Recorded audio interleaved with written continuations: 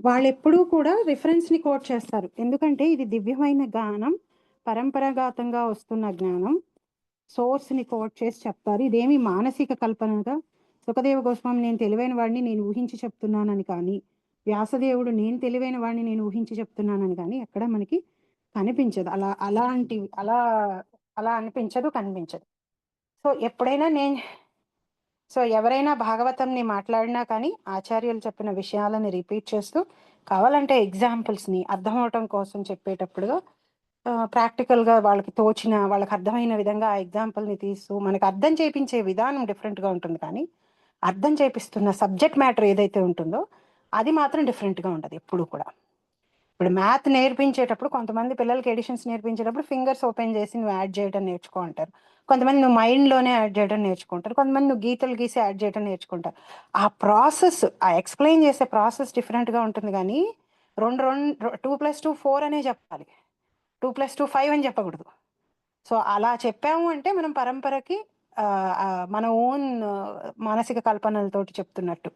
So, 2 + 2 = 4 అని చెప్పాలి అనంటే మనం పరంపరాగతంగా వింటేనే మన ఓన్ బుద్ధి దాంట్లోకి దూరకుండా ఉంటుంది. సో, పరీక్షిత్ మహారాజు ఈ చాప్టర్ యొక్క పేరు కూడా గమనిస్తే గనక భగవానుని వివరణమును ఉదహరించు సమాధానములు. అంటే పరీక్షిత్ మహారాజుకి సుఖదేవ గోస్వామి చెప్తున్నటువంటి సమాధానాలు భగవంతుడికి బ్రహ్మదేవుడికి జరిగిన సంభాషణని కోట్ చేసి చెప్తున్నాడు కాబట్టి డైరెక్ట్‌గా మనతోటి భగవంతుడు చెప్తున్నట్టుగానే మనం భావించాలి. సో, అందులో ఫస్ట్ ప్రశ్నకి మనకి సమాధానం దొరికేసింది. జీవుడు దివ్యమైన వాడు కదా! భౌతికమైన ఈ శరీరంతోటి అతనికి అసలు ఎలా సంపర్కం జరుగుతుంది? ఎలా కాంటాక్ట్‌లోకొస్తాడు? అనే దానికి భగవంతుడు సుఖదేవ గోస్వామి ఏం చెప్పాడంటే, జీవుడికి ఒక ఫ్రీ విల్ అనేది ఉంది. స్వేచ్ఛ ఉంది. ఎవరిని ఎవరిని సర్వ్ చేయాలి? ఎవరి ఆధీనంలో తను ఉండాలి అని డిసైడ్ చేసుకునే హక్కు జీవుడికి ఉంది. జీవుడు నేను భగవంతుడికి సేవకుడిగా ఉండను. ఆయన ఆయన సేవలో నేను ఉండను. ఆయన్ని సేవించను అని అన్నాడు కాబట్టి మహామాయ అయినటువంటి ఆ తల్లి యొక్క అండర్‌లోకి వస్తాడు. అక్కడికొచ్చి ఆవిడ చేత ఒక మాయలో ఉంటాడు. ఎలా అంటే నేను నా జీవితానికి కర్తను నేనే. నేను అనుకున్నట్టుగానే నా జీవితం వెళ్తుంది. అన్నీ నా చేతుల్లోనే ఉంటాయి. నేనే కంట్రోలర్‌ని, నేనే ఎంజాయర్‌ని. ప్రతిదీ నేనే. నేను ఎంజాయ్ చేయడం కోసమే ఈ ప్రకృతిలో విషయాలన్నీ ఉన్నాయి. నా జీవితమే నేను ఎంజాయ్ చేయటం కోసం ఉంది. నా చుట్టుపక్కల ఉన్న ప్రతి వస్తువు భౌతికమైనయి, సంబంధాలవని ఏవైనా నాకు ఆనందాన్ని కలిగించటానికే ఉన్నాయి. అలా అని అందరూ తన సేవకులు అని అనుకునే భావనలో జీవుడు ఆ మాయలో ఉంటుంటాడనమాట. భగవంతుడు ఎలా అయితే ఆధ్యాత్మిక లోకాలలో భగవంతుడు మాస్టరో నేను మాస్టర్ అనే ఒక భ్రమలో ఆ మాయ వాళ్ళని అలా ఉంచుతుంది. ఎందుకంటే వాళ్ళు అలా ఉండాలని కోరుకున్నారు కాబట్టి ఆవిడ ఉంచుతుంది. ఆ భ్రమలోనే ఎలా ఉంటారు? భ్రమలోనే ఎలా ఉంటారు అంటే, ఎలా అయితే మనం నిద్రపోయి కలగనేటప్పుడు నిజానికి మన ఆహ్, ఆహ్, తల ఎవరైనా తీసేస్తే మామూలుగా బయట ప్రపంచంలో ఉన్నప్పుడు మనం అది నేరుగా చూడలేము యాక్చువల్లీ. ఎందుకని తల తీసేసిన వెంటనే మన ప్రాణం పోతుంది కాబట్టి. కానీ కల్లో చూడగలుగుతాం. సో, నిజానికి ఇన్ రియాలిటీ మనం కంట్రోలర్స్ కాదు, మనం ఎంజాయర్స్ కాదు, మనం మాస్టర్స్ కూడా కాదు. మనం భగవంతుడి యొక్క దాసులం. కానీ అవన్నీ మనం అని ఎలా అనుకుంటున్నామంటే మనం భ్రమలో ఉన్నాం కాబట్టి, మనం అలా అనుకుంటూ, నమ్ముతూ జీవితం యొక్క ముఖ్య ఉద్దేశాన్ని మర్చిపోయి కాలం గడిపేస్తూ ఉంటాం.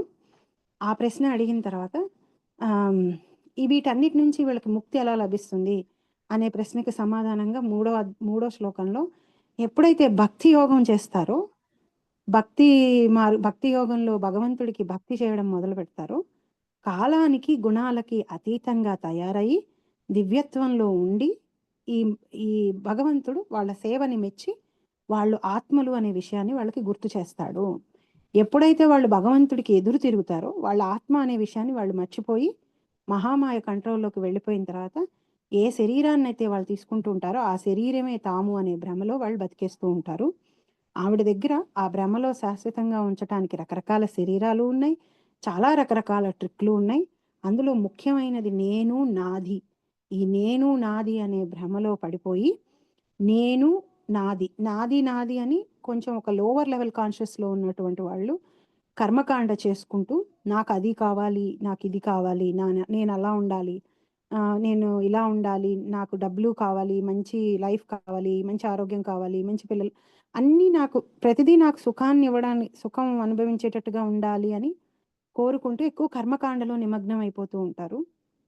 ఇంకొంచెం ఎదిగిన వాళ్ళు ఏంటంటే నేను అనే భావన ఎక్కువైపోతుంది. నేనే దేవుణ్ణి, నన్నే పూజించాలి, అందరూ నా కంట్రోల్లోనే ఉండాలి, ఈ భావన పెరిగిపోతుంది. ఈ 2 భావనలు వల్ల వాళ్ళు శాశ్వతంగా ఈ మాయలోనే ఉండిపోతారు. ఎప్పుడైతే వాళ్ళు భగవంతుడికి సేవ చేస్తూ నేను భగవంతుడి యొక్క నిత్యదాసుని అనే భావనలోకి వెళ్తారో అప్పుడు ఈ నేను నాది అనేది నుంచి బయటపడతారు. అలాగే ఆత్మతత్వం ఏమిటి అని అడిగిన దానికి ప్రశ్నకి మనం ఫోర్త్ శ్లోక కూడా చెప్పుకున్నాం కదండి లాస్ట్ టైం. ఫోర్త్ కూడా చెప్పుకున్నాం. ఫోర్త్ చెప్పుకున్నామని అనుకుంటున్నాను నేను. ఎవరైనా ఒకవేళ మనం చెప్పుకోకపోతే నాకు కరెక్ట్ చేయండి నన్ను. ఆత్మతత్వ విశుద్ధార్థం యదాహ భగవాన్ ఋతం బ్రహ్మణే దర్శయన్ రూపన్ అవ్యలీక వ్రతాదృత. ఓకే, చెప్పుకున్నట్టుగా నాకు అనిపించట్లేదు. సరే, ఆత్మతత్వ విశుద్ధ్యర్థం ఎవరైనా రిపీట్ చేస్తారండి? ఆత్మతత్వ విశుద్ధ్యర్థం యదాహ భగవాన్ ఋతం బ్రహ్మణే దర్శయన్ రూపం అవ్యలీక వ్రతాదృతః. ఓ రాజా, భక్తి యోగమునందు బ్రహ్మదేవుని నిష్కపటమగు తపస్సుచే మిగుల ప్రసన్నుడైన భగవానుడు తన నిత్యమును దివ్యమును అగు రూపమును అతనికి దర్శింపచేసెను. బద్ధజీవుని పవిత్రుని గావించుటకు గల ఉద్దేశిత లక్ష్యమదియే. ఆత్మతత్వ విశుద్ధార్థం.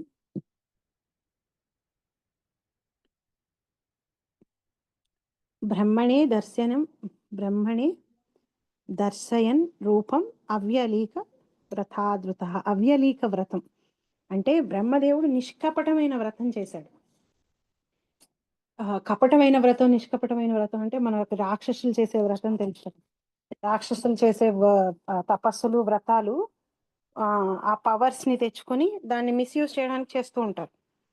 కపటంతో నిండిపోయి ఉంటుంది. ఏదో ఒక ద్వేషంతోటో, భగవంతుడు భక్తులందరినీ నాశనం చేయాలనో, వాళ్ళకి అలాంటి కోరికతోటి వాళ్ళు చేస్తుంటారు. కాబట్టి వాళ్ళకి చాలా సందర్భాల్లో భగవంతుడు ప్రత్యక్షమే అలాంటి వరాలను ఇవ్వడు. మనం గమనిస్తే బ్రహ్మదేవుడు ప్రసన్నం అవుతూ ఉంటాడు వాళ్ళకి. బ్రహ్మదేవుడు ఇస్తుంటాడు అలాంటి వరాలు వాళ్ళకి.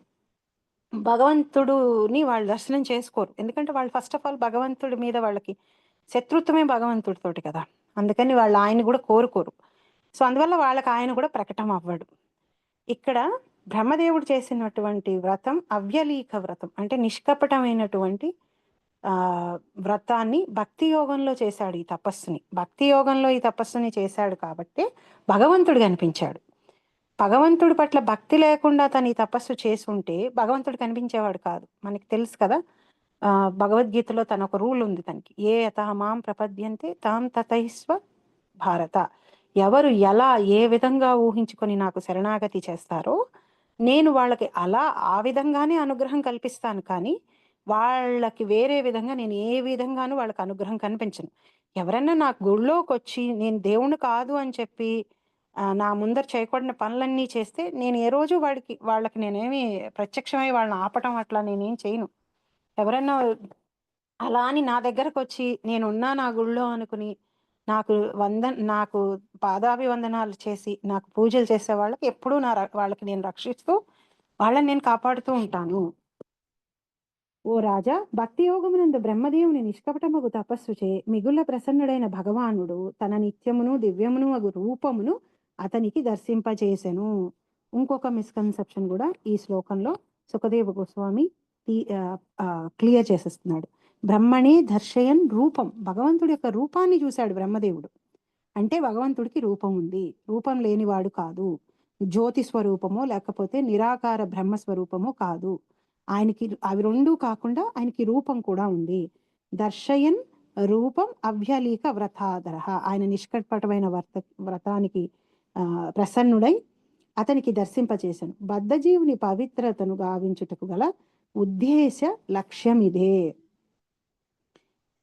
ఆత్మతత్వం అన్నది భగవానుడు జీవుడు అని ఇరువురికి సంబంధించిన విజ్ఞాన శాస్త్రమై ఉన్నది.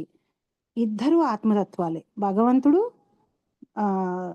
జీవాత్మ. కానీ రెండిట్లో డిఫరెన్స్ ఏంటి అంటే భగవంతుడు పరమాత్మ, జీవాత్మ అణు ఆత్మ. ఈ రెండింటిని తప్పుగా అర్థం చేసుకుంటారు జనాలు. జీవాత్మని ఎలా తప్పుగా అర్థం చేసుకుంటారు? జీవాత్మని శరీరం అనుకుంటారు. ఇప్పుడు మనందరం కూడా మనం శరీరం అనే భావంలోనే ఉంటాం నిత్యం.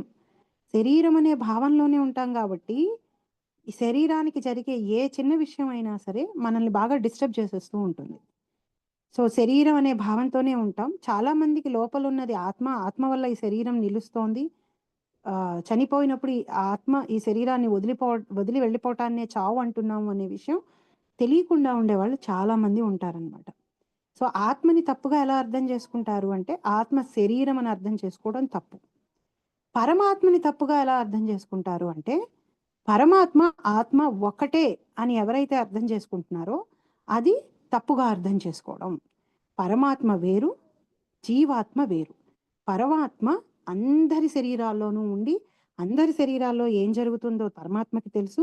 అందరి శరీరాలలో సాక్షిభూతంగా, అందరి శరీరాలలో చైత్య గురువుగా, ఏ రోజైనా వాళ్ళు ఎప్పుడైనా సరే భగవంతుడిని పొందాలి అనే వాళ్ళకి ఆ కోరిక కలిగి నేను భగవంతుడికి శరణాగతి చేయాలి, నాకు దారి చూపించు స్వామి అంటే వాళ్ళేమి గుడికి వెళ్ళి కూర్చోను, లేకపోతే దేవుడి దగ్గరికి దేవుడి మందిరంలోకి వెళ్ళి కూర్చోను, దేవుడు పటం ఉంటేనే ముందు అప్పుడే ప్రత్యక్షం అయ్యేంత పవర్లెస్ పర్సన్ భగవంతుడు కాదు.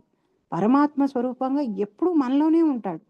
ఎప్పుడూ మనలోనే ఉండి మన పక్కనే ఉండేటువంటి ఆ చైత్య గురువు అయినటువంటి భగవంతుడు మనం ప్రత్యేకంగా ఎక్కడికో వెళ్ళి ఏవేవో చేసి ఆయన అనుగ్రహాన్ని పొందటం కోసం చేయవలసిన అవసరం లేదు. మన పక్కనే ఉన్నటువంటి ఆ పరమాత్మకి మనం శరణాగతి చేసిన వెంటనే మనకి లోపల నుంచి విషయాలని స్పృశింపజేస్తాడు, అర్థమయ్యేటట్టు చేస్తాడు, దారి చూపిస్తాడు. మనకి లోపల నుంచి ఉపశమనాన్ని కూడా కల్పిస్తాడు. చాలాసార్లు బయట ఎక్స్టర్నల్గా ఎన్ని చేసినా కానీ మనకి కొన్నిసార్లు మన బాధల నుంచి ఉపశమనం రాదు. మనం ఏదో పక్కన ఉన్న వాళ్ళ కోసం బాధపడుతూ కొన్నిసార్లు చాలా మంది మనం ఎలా అనుకుంటామంటే బయటికి కనిపిస్తున్న జీవితాలు అనుకుంటాం. కానీ చాలా మంది జీవితాలలో రోలర్ కోస్టర్ రైడ్స్ జరుగుతూ ఉంటాయి హృదయాలలో. కానీ బయటికి మాత్రం ఒక స్మైలీ ఫేస్ తోటే కనిపిస్తారు అందరూ. ఎందుకంటే 90% ఆఫ్ ద టైం మనం బయటికి చెప్పినా కానీ దాన్ని సొల్యూషన్ ఎతికే వాళ్ళు ఎవరు కనిపించరు.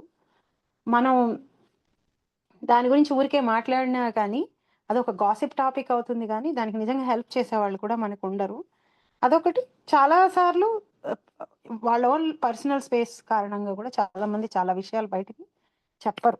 చెప్పనంత మాత్రాన మనం అంటే ఈ 2 ఎక్స్ట్రీమ్స్కి వెళ్ళకూడదు. వాళ్ళు నవ్వుతున్నారు కానీ వాళ్ళ జీవితం నాశనం అయిపోయిందనో, లేకపోతే వాళ్ళ జీవితం ఎప్పుడూ ఆనందంగానే ఉంది వాళ్ళు ఎప్పుడూ నవ్వుతున్నారనే అనే అనే ఆ 2 ఎక్స్ట్రీమ్ ఆలోచనలకి వెళ్ళకూడదు. కానీ ఒక బేసిక్ థింగ్ అర్థం చేసుకోవాల్సింది ఏంటి అంటే ఎవరి లైఫ్ అయినా సుఖదుఖాల సమ్మేళనం.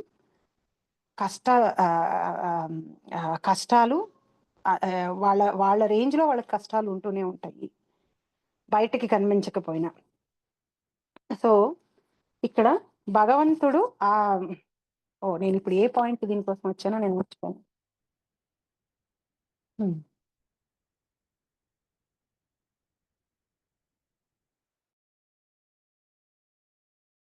చైత్య గురు రూపం లోపలుండి మనకి అనుగ్రహం కలిగిస్తాడు. నేను చెప్పిన ఎందుకు వచ్చాను ఈ పాయింట్ కంటే ఒక్కొక్కసారి ఎక్స్టర్నల్గా హ్యాపీగా ఉన్నట్టు కనిపించినా లోపలి చాలా అలజడి నడుస్తూ ఉంటుంది మనకి. సో ఆ లోపల ఉన్న అలజడిని బయట ఉన్న వాళ్ళు ఎవరూ దాన్ని తీర్చలేరు. భగవంతుడు ఒక్కడే లోపల నుంచి ఉపశమనాన్ని కలిగించగలడు. మనకు ఆ బుద్ధినిచ్చి మనకు ఆ విషయాన్ని అర్థమయ్యేటట్టు చేసి ఇది ఇంతే, దీని గురించి నువ్వు ఇంత వరీ అవ్వాల్సిన అవసరం లేదు, ఇది ఇంతే అని ఆ మైండ్ సెట్ మనది ఏదైతే ఉంటుందో దాన్ని సెట్ చేసేస్తాడు భగవంతుడు. సెట్ చేసినప్పుడు బయట ఎక్స్టర్నల్గా చూడటానికి విపరీతమైన కష్టంలో ఉన్నట్టుగా ఉంటాం, కానీ మనసు మాత్రం ప్రశాంతంగా ఉంటుంది. ఎందుకని లోపల నుంచి మనకు ఆ ఉపశమనం లభించింది కాబట్టి. సో చాలా మటుకు మనం ఏమనుకుంటాం, హ్యాపీనెస్ అనేది బయట ఉన్న వస్తువుల మీద ఆధారపడింది అనుకుంటాం.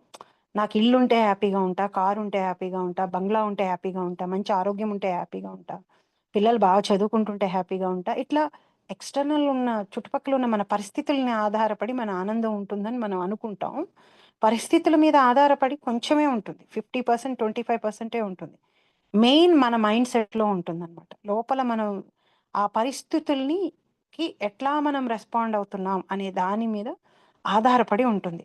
సపోజ్ మనం ఎక్కడికో వెళ్ళాలనుకుని అన్నీ ప్లాన్ చేసుకొని పెట్టుకున్నాం. మనకి అక్కడికి వెళ్ళటం కోసం మనకి చాలా ఇష్టం. ప్లాన్ చేసి పెట్టుకున్నాం. ఏ కారణం చేతో మనకి జ్వరం వచ్చింది. మనం వెళ్ళలేని పరిస్థితిలో ఉన్నాం. ఇంట్లో ఉండిపోయాం. సో, మన దగ్గర 2 ఆప్షన్స్ ఉన్నాయి. ఒకటేంటంటే వెళ్ళలేనందుకు ఏదైతే ఈవెంట్ జరుగుతోందో, ఆ ఈవెంట్ అయిపోయేంత వరకు బాధపడుతూ కూర్చోవడం. లేకపోతే సోషల్ మీడియాలోకి వెళ్లి ఆ ఈవెంట్‌లో ఏం జరుగుతుందో తెలుసుకొని, లేకపోతే అక్కడ ఉన్న వాళ్ళకి ఫోను చేసి ఏం జరుగుతుందో తెలుసుకొని, కంటిన్యూయస్‌గా బాధపడుతూ ఉంటాం. రెండో ఆప్షన్ ఏంటి? నేను ఎలాగో వెళ్ళలేకపోయాను కదా! చాలా రోజుల నుంచి నేను అసలు రెస్టే తీసుకోలేకపోయాను. నేను హాయిగా రెస్ట్ తీసుకుంటాను. లేకపోతే నేను చాలా రోజుల నుంచి ఈ పుస్తకం చదవాలనుకున్నాను. నేను మంచం మీద ఎప్పుడు యాక్టివ్‌గా బయట తిరుగుతూ ఉన్నాను నేను. నాకెప్పుడు ఆ డౌన్ టైమ్ రాలేదు. ఇప్పుడు నాకు డౌన్ టైమ్ వచ్చింది కాబట్టి నేను ఎలాగో ఎక్కడికి వెళ్ళి ఏమి చేయలేను కాబట్టి నేను పడుకుని ఆహ్, ఆహ్, చదువుకుంటాను ఈ పుస్తకం అని మన మైండ్ సెట్‌ని మార్చుకొని ఆహ్, ఆ సిట్యుయేషన్‌లో పాజిటివిటీని ఎతుక్కుని, దాని వైపుకి మనం అడుగులు వేస్తూ, మన మనస్థితిని, మనం ఉన్న సిట్యుయేషన్‌ని మార్చుకోవచ్చనమాట. కానీ మనం ఎప్పుడు ఏం చేస్తామంటే, అది తప్పితే మిగతావన్నీ చేస్తూ ఉంటాం. ఎప్పుడు ఎలా ఆలోచిస్తామంటే, బయటున్న సర్కమ్‌స్టాన్స్ మారాలి అంటాం. నిజానికి బయటున్న మనుషులు మారటం గాని, బయటున్న సర్కమ్‌స్టాన్సెస్ మారటం కానీ మన చేతుల్లో లేవవి. మనం కంట్రోలర్స్ కాదనే విషయాన్ని మర్చిపోయి మనం ఎలా ఆలోచిస్తామంటే, నా చుట్టూ ఉన్న వాళ్ళందరినీ నేను మార్చేయగలను. నా పరిస్థితులన్నీ నేను మార్చేస్తాను. నా చుట్టూ ఉన్న వాళ్ళందరికీ నేను అన్నీ అర్థం చేయించేసి, వాళ్ళు నన్ను అర్థం చేసుకునేలాగా చేసేస్తాను అని చాలా ఎఫర్ట్ పెడుతూ ఉంటాం. పెట్టి ఫెయిల్ అవుతూ ఉంటాం. ఇంతకుముందు 5% డిసప్పాయింట్ ఉన్నది. ఇప్పుడు కాస్త అది 25% అయింది. ఎందుకని మన సర్కమ్‌స్టాన్స్‌ని మార్చడానికి ప్రయత్నం చేశాం కాబట్టి. చుట్టుపక్కల ఉన్న పరిస్థితుల్ని మార్చడానికి ప్రయత్నం చేశాం కాబట్టి. ఆ ఎఫర్టే గనక మనం మన మీద పెట్టుకొని, ఈ ఉన్న సిట్యుయేషన్‌లో పాజిటివిటీ ఏంటా అని నేను వెతుక్కుంటాను. వెతుక్కుని నా మైండ్ సెట్‌ని మార్చుకుంటాను అంటే, అంతకు ముందు 10% ఉన్న మన హ్యాపీనెస్సు 50% అవుతుంది. సో, ఎప్పుడూ కూడా హ్యాపీనెస్ అనేది కేవలం బయటున్న పరిస్థితుల మీదే కాదు, మన మనసు మీద కూడా ఆధారపడి ఉంటుంది. మనసు గనక ప్రశాంతంగా ఉంటే, బయట పరిస్థితి గందరగోళంగా ఉన్నా మనం బావుంటాం, హ్యాపీగా ఉంటాం. నిన్న మనం చదివిన రామాయణంలో ఆ పాయింటే రాముడు వారు సీతమ్మకి చెప్తూ ఉంటారనమాట. అయోధ్య నుంచి ఆవిడొచ్చి ఆవిడకి మందాకిని నదిని చూపిస్తూ, "ఇదే అయోధ్య అనుకో. నువ్వు నీ చెలికత్తెలతో ఎలా ఆడుకుంటావో ఇక్కడ అలా ఆడుకో ఎంచక్కాను. నాకు ఎక్కువ టైం మీతోటి గడపటానికి దొరికింది. నేను రాజ్యంలో ఉంటే గనక అక్కడుండి రాజయ్యుంటే అంత ఎక్కువ సేపు లక్ష్మణుడితోటి, సీతతోటి ఆయనకి గడిపే అవకాశం దొరికేది కాదు. ఇప్పుడు ఆ తల్లితోటి 24/7 ఉంటున్నాడాయన. ఆవిడతో పాటే తిరుగుతున్నాడు. 3 పూట్ల నేను నీతో స్నానం చేస్తున్నాను ఈ నదీ తీరాల్లో. నీతోనే ఉంటున్నాను. ఇక్కడ కందమూలాలు తింటున్నాను. ఈ ప్రకృతిని అనుభవిస్తున్నాను. ఎంత బావుందని ఆహ్, ఆయన అసలు మనకెలా అనిపిస్తుంది? మనకేదైనా ఎవరైనా మనకొక పెద్ద పోస్ట్ ఇస్తానని ఇవ్వకపోగా మనల్ని తీసుకెళ్ళి ఒక మారుమూల ఉన్న ప్రదేశంలో పడేశారనుకోండి, మన మనసంతా మనకి దక్కని ఆ పోస్ట్ మీదే ఉంటుంది గానీ, ఇప్పుడు ఆల్రెడీ మనం ఇక్కడికొచ్చేసాం గదా! ఇప్పుడున్న ఈ సిట్యుయేషన్‌ని ఎలా హ్యాపీ చేసుకుందాం అనే ఆలోచన మనకి రాదు. సో, మనం నేర్చుకోవాలి. మనం ఇవన్నీ చదివేటప్పుడు ప్రతి విషయాన్ని చాలా నిశితంగా గమనించాలి. ఈ ఋషులు రాసేటప్పుడు ప్రతి విషయాన్ని అంత డీటెయిల్డ్‌గా అంతంత ఎక్స్‌ప్లెయిన్ చేసి ఎందుకు రాస్తున్నారంటే, ప్రతి విషయం నుంచి మనం నేర్చుకోవడానికి చాలా ఉంటుంది కాబట్టి. సో, మనకలాంటి మన మైండ్ సెట్‌ని మార్చుకోగలిగే శక్తిని, ఆలోచనని ఎవరు కల్పిస్తారంటే, భగవంతుడు చైత్య గురు రూపంలో, పరమాత్మ రూపంలో మన హృదయంలోనే ఉండి మనకి కల్పిస్తాడు. సో, మన పక్కనే ఉన్నాడు ఆయన. సో, పరమాత్మని ఆత్మ కింద అనుకుంటూ ఉంటారు జనాలు. ఈ 2 తత్వాల్ని అలా తప్పుగా అర్థం చేసుకుంటూ ఉంటారనమాట. సారాంశం ఏననగా అజ్ఞాన కారణమునే బద్ధజీవుడు తాత్కాలికమగు వివిధ భౌతిక రూపములకు బందీ అయి ఉన్నాడు. కానీ దేవదేవుడగు శ్రీకృష్ణుడు బద్ధజీవులు కలిగి ఉన్నట్టు తాత్కాలిక రూపములు కలిగి లేడు. సో ఇంకో డిఫరెన్స్ ఏంటి మనకి భగవంతుడికి? మనకి మనం ఆల్రెడీ మనం ఏంటో మర్చిపోయాం. ఆత్మ అనే విషయం మర్చిపోయాం కాబట్టి ఏ శరీరాన్ని తీసుకుంటున్నామో ఆ శరీరం మనం అనుకుంటున్నాం. దీనికి ఒక టిపికల్ ఎగ్జాంపుల్ ఎప్పుడు నేను రిపీటెడ్‌గా నాకు నేను గుర్తు చేసుకుంటూ ఉంటాను. ఏదన్నా లైఫ్‌లో ఈ నాలెడ్జ్ అంతా ప్రాక్టికల్‌గా వాడుకోవాలి మనం. ఎప్పుడైనా నేను నా మనసు దేని గురించైనా తాపత్రయపడుతున్నా, లేకపోతే దేని గురించైనా బాధపడుతున్నా, ఆ బాధ యాక్చువల్లీ శరీరానికి సంబంధించింది అని మనం ఈజీగా ఐడెంటిఫై చేయొచ్చు. ఇంద్ర పదవి, దేవతలకి రాజైనటువంటి ఇంద్ర పదవి. ఆ పదవిలో కూర్చున్నటువంటి ఇంద్రుడు, అక్కడ ఆయన తినే భోజనం కానీ, ఆయన పడుకునే మంచం కానీ, ఆయన ఉండే ప్లేస్ కానీ, ఈ భౌతిక ప్రపంచంలో కూడా ఎవరు ఎవరు ఉండనంత ఐశ్వర్యంగా ఉండే ప్లేసు. అలాంటి ఆయన శాపం వల్ల పంది అవుతాడు. పంది అయి అశుద్ధాన్ని తింటూ ఉంటాడు. బోలెడుమంది పిల్లల్ని కంటాడు. ఇక శాప విమోచనం అయిపోయిన తర్వాత బ్రహ్మదేవుడొచ్చి, "వచ్చేసేయ్ ఇంద్ర అయిపోయింది. నీ శాపం అయిపోయింది. ఎనక్కొచ్చేయి" అంటే, "లేదు లేదు ఉండు, నా పిల్లలకి నేను ఈ ఫుడ్ తింటున్నాను. ఇప్పుడు ఈ ఫుడ్ తినేసొస్తాను. పిల్లలకి కూడా పెట్టేసొస్తా" అంటాడు. ఆయన తింటున్న ఫుడ్డు ఇంద్రుడితో కంపేర్ చేస్తే అసలు ఇంద్రుడు దాని వైపు కూడా చూడ్డు. నిజంగా గనుక ఇంద్రుడు తన సెన్సెస్‌లో తను ఉండుంటే, దాని వైపుకి కూడా చూడడు. మనుషులు కూడా తినని ఫుడ్‌ని తింటున్నాడక్కడ. కానీ దాన్ని ఆనందిస్తూ ఎలా తింటున్నాడు? అశుద్ధాన్ని ఆనందిస్తూ ఎలా తింటున్నాడు అంటే, తను తీసుకున్న శరీరానికి కండిషన్డ్ అయిపోయాడు కాబట్టి. తను పన్ తను తను తను సూకరం తను అనుకున్నాడు కాబట్టి ఆత్మ అనే విషయాన్ని కంప్లీట్‌గా మర్చిపోయి, ఇంద్రుడిననే విషయాన్ని మర్చిపోయి, నేను నేను తీసుకున్నది పిగ్ శరీరం. నేను పిగ్‌నే అనే భావనలో కంప్లీట్‌గా ఇమ్మర్స్ అయిపోయాడు కాబట్టి, తను అలా చేయగలుగుతున్నాడు. భగవంతుడు ఎప్పుడు ఈ లోకంలోకి వచ్చి అవతారం తీసుకున్నా కానీ, ఏ రోజు మనిషిలా కనిపించినా, ఆయన మనిషి కాదు. ఆయన శరీరం మానవ శరీరం కాదు. ఆయన యొక్క కర్మలు, ఆయన యొక్క జన్మ ఏది కూడా మనలాంటిది కాదు. ఎందుకంటే ఆయన ఎప్పుడు మర్చిపోడు. ఆయనకి అలాంటి మరుపేమీ లేదు. ఆయన వచ్చి మనం తీసుకున్నట్టుగా భౌతికమైన శరీరాల్ని తీసుకోడు. ఆయన దివ్యమైన శరీరంతోటే వస్తాడు. రాముడుగా వచ్చినా, నరసింహమూర్తిగా వచ్చినా, కూర్మ అవతారంగా వచ్చినా, ఆ రూపాలన్నీ కూడా వాళ్ళకి సంబంధించిన లోకాలలో ఆధ్యాత్మిక జగత్తులో ఉంటాయి. అక్కడి నుంచి కిందకొస్తాడాయన అంతే. అంతేగాని ఇక్కడికొచ్చి రూపాన్ని మార్చుకుని అక్కడ వేరే రూపంలో ఉండడు. ఈ ఎన్ని అవతారాలైతే మనకి ఈ విశ్వంలో కనిపిస్తున్నాయో భగవంతుడి యొక్క విష్ణు తత్వాలు, వాటన్నిటికీ సంబంధించిన లోకాలు ఆధ్యాత్మిక జగత్తులో ఉన్నాయి. కొంతమంది కూర్మ అవతార శాలిగ్రామ రూపాన్ని పెట్టుకొని ఇంటి దేవత కింద పూజిస్తారు వాళ్ళు. హయగ్రీవ స్వామిని పూజిస్తారు. సో వాళ్ళందరూ ఆ లోకాలకే వెళ్తారు. వాళ్ళకి ఆ రూపాలు, ఆ విష్ణుతత్వ రూపాలు వాళ్ళకి ఇష్ట దేవతలు. సో వాళ్ళందరూ ఆ లోకానికి వెళ్తారు. సో ఈ 2 రకాల మిస్టేక్స్ జీవుడు చేస్తూ ఉంటాడు. ఇదే డిఫరెన్స్ జీవుడికిను, పరమాత్మకి అనే విషయం ఇక్కడ సుఖదేవ గోస్వామి పరీక్షిత్ మహారాజ్‌కి చెప్పాడు. సో మనకి ఇది పర్పట్లో కూడా ప్రభుపాద దాన్ని రాశారనమాట. స ఆదిదేవో జగతాం పరో గురుః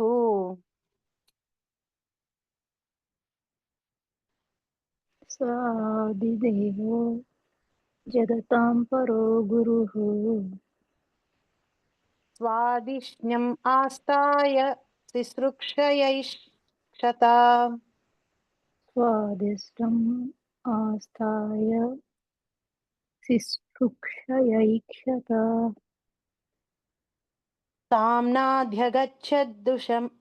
దృశమత్ర సమ్మతాం కామ్నాద్యగచ్చదృశ్యమత్ర సమ్మతాం ప్రపంచ నిర్మాణ విధిర్యయా భవేత్. ప్రపంచ నిర్మాణ విధిర్యయా భవేత్. పరమ గురుడును విశ్వమందు పరమశ్రేష్ఠుడును అగు బ్రహ్మదేవుడు తన కమలాసనమునకు మూలము కనుగొనలేకపోయెను. భౌతిక జగమును సృష్టించుటను కూర్చి ఆలోచించినప్పుడు అట్టి సృజనాత్మక కార్యమునకు తగిన మార్గమును అతడు అవగతము చేసుకునలేకపోయెను. అట్టి సృష్టి విధమును సైతము అతడు కనుగొనలేకపోయెను. ఆదిదేవో తొలి దేవత, పరమ గురువు, ఫస్ట్ పర్సన్ బ్రహ్మదేవుడు. జగతాం పరో గురుహు. ఈ విశ్వం అందరిలోనూ పరమ శ్రేష్టమైన వాడు. ఈ విశ్వంలోకి ఫస్ట్ వచ్చినటువంటి వాడు బ్రహ్మదేవుడు. అలాంటి ఆ బ్రహ్మదేవుడు స్వది జగతాం పరో గురుహు స్వాదిష్ణమాస్తాయ శుశ్రూక్ష యక్షత. తను తన తను కూర్చున్నటువంటి తామర పువ్వుని చుట్టూ చూశాడు. తనని ఎవరు సృష్టించారు, తను అసలు ఎలా పుట్టాడు, ఏంటి సృష్టి ఎలా చేయాలి, తనకి లోపల నుంచి ఆలోచన అయితే వస్తుంది నేను సృష్టి చేయాలి అని. అసలు ఈ సృష్టి కార్యాన్ని అంటే ఏమిటి, ఈ సృష్టిని ఎలా చేయాలి ఏంటి అని తనకేమీ అర్థం కాలేదన్నమాట. తన కమలాసనమునకు మూలము కనుగొనలేకపోయాను. సరే, అసలు నేను ఈ కమలానికి మూలం ఏంటో చూద్దాం అని చెప్పి ఆ తామరు తోట ఉంటుంది కదా, ఆ స్టెమ్ చిగురాకర వరకు వెళ్ళాడు. గర్భోదక సాయి విష్ణు నాభి వరకు వెళ్ళాడు, కానీ గర్భోదక సాయి విష్ణుని చూడలేకపోయాడు. మొత్తం అంతా తిరిగేసి వచ్చాడు. అర్థం కాలేదు తను ఎవరు సృష్టించారో, ఎందుకు తను సృష్టించబడ్డాడో, తాను సృష్టి కార్యం చేయాలనే ఒక విషయం తనకు అర్థమవుతుంది లోపల నుంచి.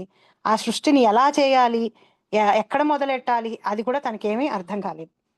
భౌతిక జగమును సృష్టించుటను గూర్చి ఆలోచించినప్పుడు అట్టి సృజనాత్మక కార్యమును తగిన మార్గము అతడు అవగతం చేసుకునలేకపోయాను. తామ్నాద్యగచ్చాదృశమత్ర సమ్మతాం. ఆయనకి అర్థం కాలేదు ఏ డైరెక్షన్ లో వెళ్ళాలి, నేను ఎటు వెళ్తే నేను కరెక్ట్ గా సృష్టించేస్తాను, అర్థం కాలేదు. ప్రపంచ నిర్మాణ, ఈ ప్రపంచాన్ని నేను ఎలా నిర్మించాలి, లోపల నుంచి నాకు ఇన్స్ట్రక్షన్ వస్తుంది ప్రపంచాన్ని నిర్మించు అని, క్రియేట్ చెయ్యి అని, కానీ దాన్ని ఎలా చేయాలి. ప్రపంచ నిర్మాణ విధిర్యయా భవేత్. విధి విధానం ఏంటి, ప్రపంచాన్ని సృష్టించడానికి కావాల్సిన విధి విధానం ఏంటి, యయా భవేత్, ఎలా చేయాలి నేను, ఆయనకు అర్థం కాలేదన్నమాట. భౌతిక జగమును సృష్టించిన గురించి ఆలోచించినప్పుడు అట్టి సృజనాత్మక కార్యమునకు తగిన మార్గమును అతడు అవగతము చేసుకునలేకపోయాను. అట్టి సృష్టి విధమును సైతము అతడు కనుగొనకలేకపోయాను. అంటే బ్రహ్మదేవుడు అసలు క్లూలెస్ గా ఉన్నాడు స్టార్టింగ్ లో, ఏం అర్థం కాలేదు ఆయనకి. సో బ్రహ్మదేవుడు ఇండిపెండెంట్ క్రియేటర్ కాడు అనే దానికి ఇది ఒక్కటే నిదర్శనం అనమాట. బ్రహ్మదేవుడు ఇండిపెండెంట్ క్రియేటర్ అయితే, బ్రహ్మదేవుడు మనకి సాధారణంగా మన చిన్నతనంలో సినిమాలు చూసినంత వరకు మనకి ఎట్లా అనిపిస్తుంది, బ్రహ్మదేవుడు ఇండిపెండెంట్, తను ఇండిపెండెంట్ గా తను క్రియేట్ చేశాడు. ఆ ఇండిపెండెంట్ గా తను క్రియేట్ చేసిన సృష్టిని విష్ణుమూర్తి మెయింటైన్ చేశారు, ఇదే మనకి తెలిసింది. కానీ బ్రహ్మదేవుడు నిజంగా సృష్టి జరిగినప్పుడు ఆయనకు అర్థమే కాలేదు, ఎక్కడ నన్ను అసలు సృష్టించిన వాళ్ళు ఎవరు, నేను ఎక్కడి నుంచి పుట్టాను, నేను నిర్మాణం చేయాలని నాకు అర్థమవుతుంది కానీ ఏం చేయాలో నాకు అర్థం కావట్లేదు. శ్రీకృష్ణ భగవానుని రూపమును మరియు ధామము యొక్క దివ్య స్వభావమును వివరించుటకు ఈ శ్లోకము ప్రస్తావమై ఉన్నది. భ్రాంతిమయ శక్తితో ఎట్టి సంపర్కము లేకుండా పరతత్వము తన స్వధామమునందు నిలిచియుండునని శ్రీమద్ భాగవతం యొక్క ఆది అందు ఇదివరకే తెలుపబడింది. అనగా భగవద్ధామను పౌరాణిక కల్పము కాక వైకుంఠములుగా పిలువబడు లోకములు విభిన్న దివ్య ప్రదేశమై ఉన్నది. ఈ విషయము సైతము ఈ అధ్యాయమున వివరింపబడును. ఈ భౌతిక ఆకాశమును అత్యంత దూరములోనున్న ఆధ్యాత్మిక ఆకాశముకు సంబంధించిన అట్టి జ్ఞానము మరియు ఆ ఆకాశపు సంపత్తి కేవలము భక్తియుక్త సేవ ద్వారానే తెలుపబడును. ఇంకొక పాయింట్ ఈ శ్లోకం ఏం ఎస్టాబ్లిష్ చేస్తుంది అంటే, మొత్తం చుట్టూ తిరిగి చూసేసి వచ్చాడు కానీ విశ్వాన్ని దాటి చూడలేకపోయాడు. ఒకవేళ తన విశ్వాన్ని దాటి కారణ సముద్రాన్ని దాటి చూసి ఆధ్యాత్మిక ఆకాశం కనిపించి ఆధ్యాత్మిక ఆకాశంలో ఉన్న ఆధ్యాత్మిక లోకాలు కనిపించుంటే అక్కడికి వెళ్ళి చూసేవాడు, ఎవరున్నారు ఇక్కడ, ఏమిటి, నాకంటే ముందు ఏం జరిగిందని. మొత్తం విశ్వం అంతా చూశాడు. అంటే మీరు అర్థం చేసుకోవాల్సింది ఏంటంటే, ఆ తామర తూడలో చిగురు వరకు వెళ్ళాడంటే బ్రహ్మదేవుడి లోకం ఈ విశ్వంలో పైన ఉంటుంది. తామర చూడనవి గర్భోదక సాయి విష్ణు అడుగున పడుకుని ఉంటారు కింద. మొత్తం ఈ విశ్వం అంతా వెతికేశాడు. తను ఎవరైనా ఒక్కడైనా కనిపిస్తారా, ఏమిటి విషయం కనుక్కుందాం అని చెప్పి, తనకి ఏమీ కనిపించలేదు. కానీ తన పరిమితి విశ్వం వరకే ఉండిపోయింది. విశ్వం దాటి చూడలేకపోయాడు. ఆధ్యాత్మిక లోకాన్ని గాని వైకుంఠాలని గాని తను చూడలేకపోయాడు. అంటే వైకుంఠం గాని ఆధ్యాత్మిక లోకం గాని అక్కడ ఉన్నంత మాత్రాన అందరికీ కనిపించే విషయాలు కాదు. అవి మనకి భగవంతుడు అనుగ్రహించినప్పుడే అవి మనకి అర్థమవుతాయి, తెలుస్తాయి. ఈ విషయం తెలుసుకోలేక బ్రహ్మదేవుడంతటి గొప్పడి వాడు చూడలేనటువంటి ఆ భగవంతుణ్ణి మామూలు వాళ్ళమైనటువంటి మనం మనం ఏదో జపం చేసి మనల్ని మనం ఉద్ధరించుకోవడం కోసం నాకు కనిపించని అప్పుడు నేను నమ్ముతా దేవుణ్ణి అని అంటాం. లేకపోతే మనకి ఏదైనా చిన్న కష్టం రాగానే చాలా తేలిగ్గా మన పట్ల ఏ తప్పు లేనట్టు, మనం ఏదో అంటారు చూసారా, తెల్లని పాలలాగా శుద్ధ పూసలమైనట్టుగా, అసలు నేను ఏ తప్పు చేయలేదు, నాకు ఇలాంటి ఇంత కష్టం ఇచ్చేసాడు ఆ దేవుడికి, ఇంకే పని పాట లేదు, నన్ను సాధించటమే ఆయనకి పని అని, ఆయన మీద నమ్మకం లేదు అని మనం అంటాం. అంటే ఆయన అంత లో లెవెల్కి తీసుకొచ్చేస్తాం మనం. అసలు ఆయన లెవెల్ ఎలా అంటే బ్రహ్మదేవుడు కూడా చూడలేకపోయాడు ఆయన్ని. కేవలం భక్తి యోగం ద్వారానే తెలియబడును. సృష్టికి కావలసిన శక్తి సైతము బ్రహ్మదేవుడు భక్తి యోగం ద్వారానే సాధించను. ఇప్పుడు సృష్టి కూడా తను మొదలెట్టలేకపోయాడు అసలు. అంటే తనకి ఆ సృష్టిని మొదలెట్టడానికి కావాల్సిన శక్తి కూడా ఆయన దగ్గర లేదు. ఇప్పుడు అసలు ఆలోచన లేదు, ఎలా చేయాలో ఒక డైరెక్షను లేదు, చేయగలిగే శక్తి ఆయన దగ్గర లేదు. అతడు సృష్టికి సంబంధించిన విషయము మోహగ్రస్తుడయ్యను. తన స్వీయ అస్తిత్వమునకు మూలము సైతము అతడు కనుగొనలేకపోయాను. ఎంత లిమిటెడ్ అయిపోయాడంటే తన పుట్టుకకి కారణం కూడా తను కనుక్కోలేకపోయాడు. కానీ ఆ జ్ఞానమంతయు అతడు భక్తి యోగ మాధ్యమున పూర్ణముగా సాధించగలిగెను. భక్తి యోగము ద్వారా మనుజుడు శ్రీకృష్ణ భగవానుని ఎరుగగలుగును. కానీ ఇదే బ్రహ్మదేవుడు సృష్టిని చేశాడు. ఎలా చేశాడు అనేది మనకి తర్వాత శ్లోకాల్లో ఎక్స్ప్లెయిన్ అవుతుంది. దానికి కారణం ఏంటి? ఆయన చేసినటువంటి భక్తి యోగం. ఎప్పుడైతే భగవంతుడికి భక్తిలో చేశాడో, బ్రహ్మదేవుడంతటి వాడు సృష్టి చేయడానికి ముందు భగవంతుడికి భక్తియుక్త సేవ చేసి ఆ సృష్టి చేయడానికి కావాల్సిన తెలివితేటలని, శక్తిని, సామర్థ్యాన్ని, సామాగ్రిని అన్నిటినీ సమకూర్చుకున్నాడు. అది మనకిప్పుడు ఈ నెక్స్ట్ శ్లోకాల్లో చెప్పబడుతుంది. భక్తి యోగము ద్వారా మనుజుడు శ్రీకృష్ణ భగవానుని ఎరుగగలను. శ్రీకృష్ణుని దేవాది దేవునని ఎరుగుట ద్వారా అతడు ఇతరమగు సమస్తమును ఎరుగగలను. అనగా దేవదేవుని ఎరిగిన వాడు సమస్తమును తెలుసుకొనగలడు. ఎప్పుడైతే మీరు రూట్కి వెళ్ళి ఆ రూట్ ఏంటో తెలుసుకుంటారో మీకు మొత్తం విషయం అంతా అర్థమైపోతుంది, క్లారిటీ వచ్చేస్తుంది మీకు. ఎప్పుడైతే మనం భగవంతుని తెలుసుకుని భగవంతుని అర్థం చేసుకుంటామో, ఈ విశ్వాలన్నీ ఎలా సృష్టించబడుతున్నాయి, ఎలా లయం అవుతున్నాయి, ఎలా కర్మ నడుస్తుంది, ప్రతి విషయం ఇంకా మనకి అర్థమైపోతుంది. ఒక్కసారి భగవంతుడు అర్థమయ్యాడంటే చాలు మొత్తం అర్థమైపోతుంది. ప్రత్యేకంగా ఈ విడివిడిగా ఇవన్నీ అర్థం చేసుకోవాల్సిన అవసరం లేదు. ఏదో అంటారు చూసారా, కొడితే ఏను కుంభస్థలాన్ని కొట్టాలని చెప్పి, అట్లా మనం భగవంతుని అర్థం చేసుకోవడానికి ప్రయత్నం చేస్తామంటే ప్రతి విషయం మనకి అర్థమైపోతుంది. విశ్వమునకు ఆదిగురుడు సైతము శ్రీకృష్ణ భగవానుని కరుణతో జ్ఞానవంతుడు అయ్యనగా ఆ దేవదేవు కరుణ లేనిదే సమస్తపు పూర్ణ జ్ఞానము వేరెవరైనా పొందగలరా? బ్రహ్మదేవుడు అంతటి వాడే భగవంతుడి అనుగ్రహంతో జ్ఞానం పొందితే మనం ఎంతటి వాళ్ళమండి? మన చదువులు ఎంతటివి, మన అర్థం చేసుకునే మెంటాలిటీస్ ఎంతటివి. మనం గట్టిగా ఎదుటి వాళ్ళని అర్థం చేసుకోలేము, వాళ్ళు క్లియర్గా ఎక్స్ప్లెయిన్ చేయకపోతే తప్పుగానే అర్థం చేసుకుంటూ ఉంటాం. మన మన మనసులో ఉన్నటువంటి ప్రీవియస్ ఇంప్రెషన్స్ ద్వారా, మన అహంకారం ద్వారా, మన ఓన్ అభిప్రాయాల ద్వారా మన చుట్టూ ఒక 20 మందితో మనం బతికితే ఆ 20 మందిలో మనకి 20,000 తప్పులు కనిపిస్తూ ఉంటాయి. అంత నారో మైండెడ్నెస్, అంత కలుషితమైన మైండెడ్నెస్ తో ఉన్న వాళ్ళం మనం. భగవంతుడు గురించి కొంచెం చదివేయగానే అర్థమైపోయాడు, నాకు తెలిసిపోయింది మొత్తం అని మనం అనుకుంటాం చూసారా. మనల్ని ఎలా ఎలా చూస్తారు అంటే, పిహెచ్డి స్టూడెంట్స్ కనుక ఓ నాకు మొత్తం అర్థమైపోయింది నువ్వు చెప్తున్న థీరీ ఏంటో అంటే నవ్వుతారు కదా వాళ్ళు. సర్లే చిన్నపిల్లాడు ఏదో ఆనందపడుతున్నాడు, అర్థం అవునిలే అని. అలాగే మన పరిస్థితి కూడా, మన మైండ్ సెట్ కూడా. ఆ దేవదేవుని కరుణ లేనిదే సమస్తపు పూర్ణ జ్ఞానమును వేరెవరైనాను పొందగలరా? కనుక సమస్తపు పూర్ణ జ్ఞానము ఎవరైనా పొందగోరినచో అతడు శ్రీకృష్ణుని కరుణను తప్పక పొందవలను. దానికి వేరొక్క మార్గము లేదు. మొత్తం అన్నీ మనకి అర్థం కావాలి అంటే భగవంతుడు అనుగ్రహిస్తేనే అర్థం అవుతాయి. స్వీయ ప్రయత్నముపై ఆధారపడి జ్ఞానమును పొందగోరుటకు కేవలము కాలమును వృధాపరచుటయే. నా అంతటి నేనే కనుక్కుంటాను, నేనే అనలైజ్ చేసుకుంటాను, ఏ గురువు చెప్పింది విన్ను, ఎవరి దగ్గర వినను అని అనుకుంటే అది కేవలం వృధా ప్రయాస, వేస్ట్ గా చేసినటువంటి ఎఫర్ట్ అవుతుంది అని చెప్పి ఇక్కడ మనకి ప్రభుపాద చెప్తున్నారు. 6th verse. సచింతయన్ ద్వయక్షరం ఏకదాంబస్య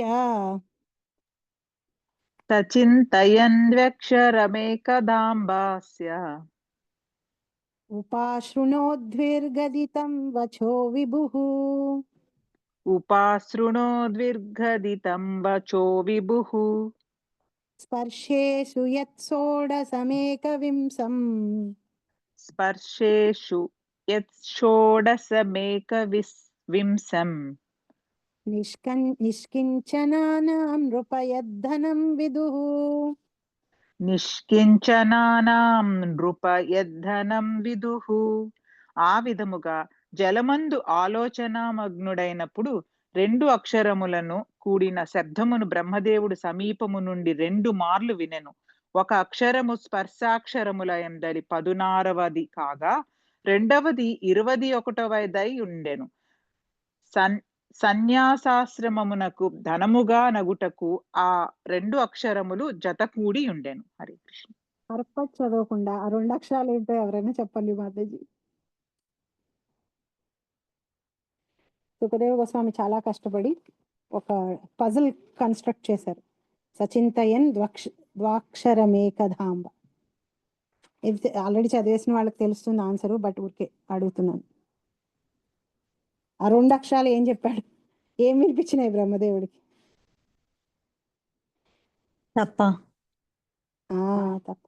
పా అండ్ పా. నిసంయతద్వక్తృదిదృక్షయా దిశో. 7th వన్ మాత్రం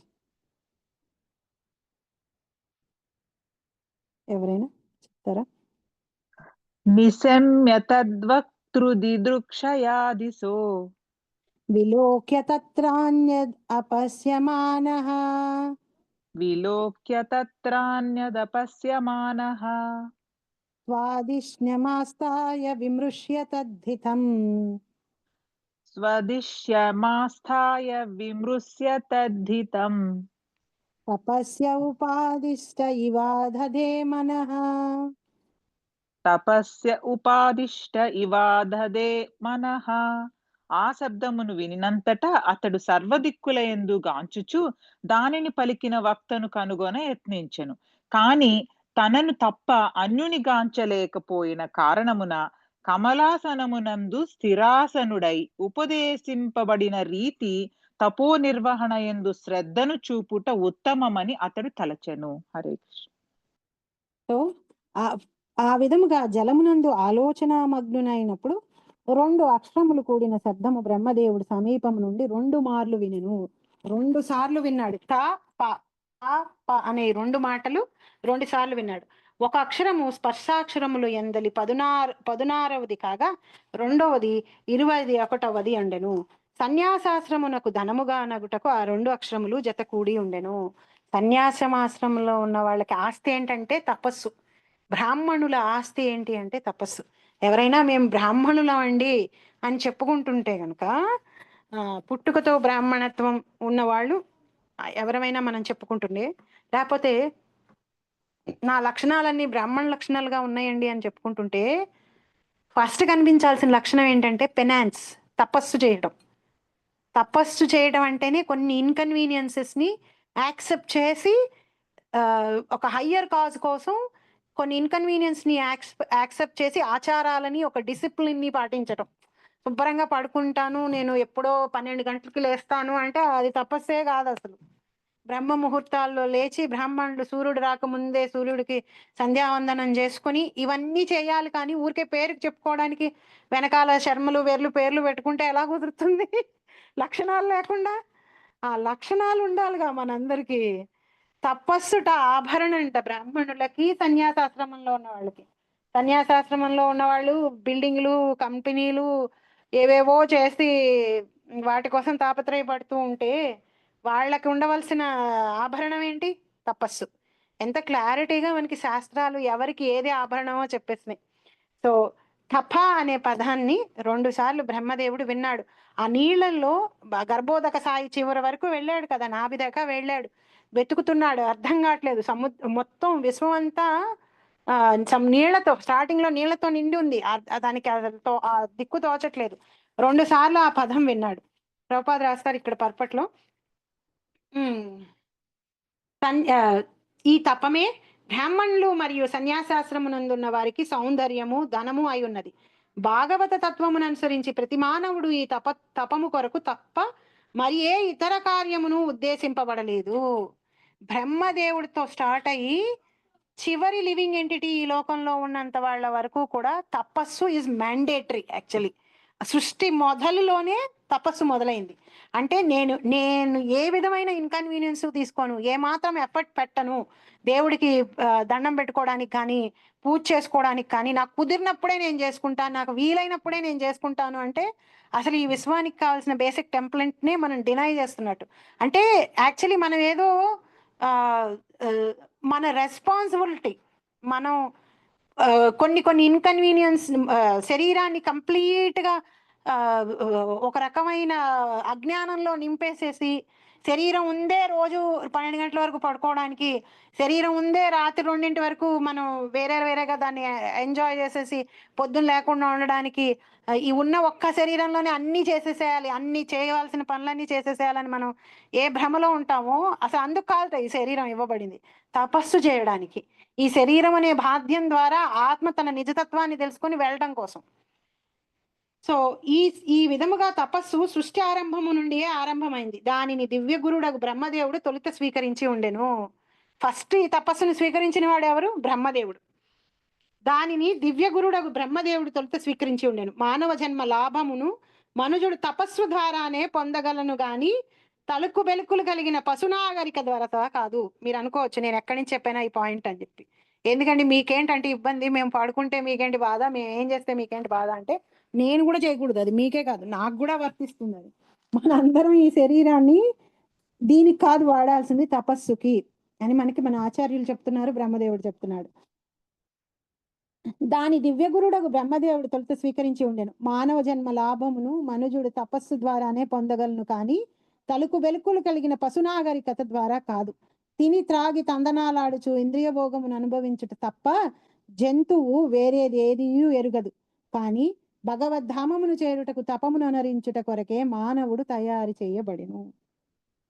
దేనికోసమైతే మనం తయారు చేయబడామో అది మనం చేయనప్పుడు మన మన పుట్టుక, మన సృష్టి వ్యర్థం అయిపోయినట్టు. యాక్చువల్లీ మనల్ని ఇంకోసారి అలా క్రియేట్ చేయరు.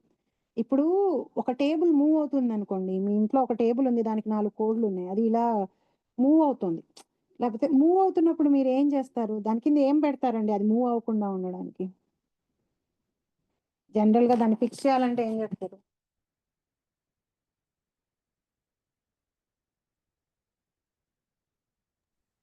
సపోర్ట్ ఏమైనా పెడతాం మాతాజీ. సపోర్ట్ ఏం పెడతారు? దేంతో పెడతారు? ఏదో చిన్న చెక్కో, యూస్ చేయని పేపరో, లేకపోతే రాయో పెడతారు. తీసుకెళ్లి మీ ఫోను ల్యాప్టాప్ పెడతారా? పెట్టం కదా. ఎందుకంటే దానికి ఆ ఫోన్ ల్యాప్టాప్ పర్పస్ అది కాదు. ఫోన్ ల్యాప్టాప్ పర్పస్ వేరే, మీరు జనాలతో కనెక్ట్ అవ్వడానికి, మీరు వర్క్ చేసుకోవడానికి. బాగానే పనిచేస్తుంది కదండి. మనం ఫోన్ పెట్టినా కదలకుండానే ఉంటుంది ఆ మంచం, ఏం కాదు. ఆ టేబుల్ కదలకుండానే ఉంటుంది, పర్పస్ సర్వ్ అయింది కదా. ఏమైతే ఏంటి, ఇప్పుడు పని అయిందా లేదా, మీకు టేబుల్ కదలకుండా ఉందా లేదా, ఇవన్నీ ఎందుకు చెప్తారు మీరు? నేను ఫోన్ పెడతా, ల్యాప్టాప్ పెడతా, లేకపోతే ఇంకోటి ఏదో దానికోసం తయారు చేయని దాన్ని తీసుకొచ్చి పెడతాను. ఎప్పుడైతే మనం మానవ జన్మని కూడా తపస్సు చేయడానికి కాక భగవంతుడిని తెలుసుకోవడానికి కాకుండా తినడానికి, తాగడానికి, మైథునంకిను తందనాలాడడానికి వాడామంటే అవి జంతువులు కూడా చేసేస్తాయి. బాబోయ్, మీ సృష్టిని వేస్ట్ చేసుకోకండి, జంతువు జన్మ తెచ్చుకోకండి అని మనకి రిపీటెడ్ గా శాస్త్రం చెప్తోంది. దానికి కాదు ఇచ్చింది శరీరం, మానవ శరీరం. మానవ శరీరం పర్పసే వేరు. ఫోన్ని తీసుకెళ్లి టేబుల్ కదలకుండా ఎలా అయితే పెట్టి స్టూపిడ్ గా బిహేవ్ చేస్తామో, అట్లా మానవ శరీరాన్ని తీసుకెళ్లి ఈ 4 పనులు చేయడానికే వాడి వేస్ట్ చేయొద్దు లైఫ్ని. మానవ జన్మని వేస్ట్ చేసుకోవద్దు. మానవ జన్మకి హై పర్పస్ ఉంది, దాని వైపుకి వెళ్ళండి. అప్పుడు మీకు ఇంకోసారి కనీసంలో కనీసం మానవ జన్మ ఇవ్వబడుతుంది, లేని పక్షంలో మీకు ఇవ్వబడదు అని చెప్పి శాస్త్రం చెప్తోంది. రూల్ ఆఫ్ ద యూనివర్స్ అది. మనం దాన్ని సీరియస్ గా తీసుకోలేకపోతున్నాం.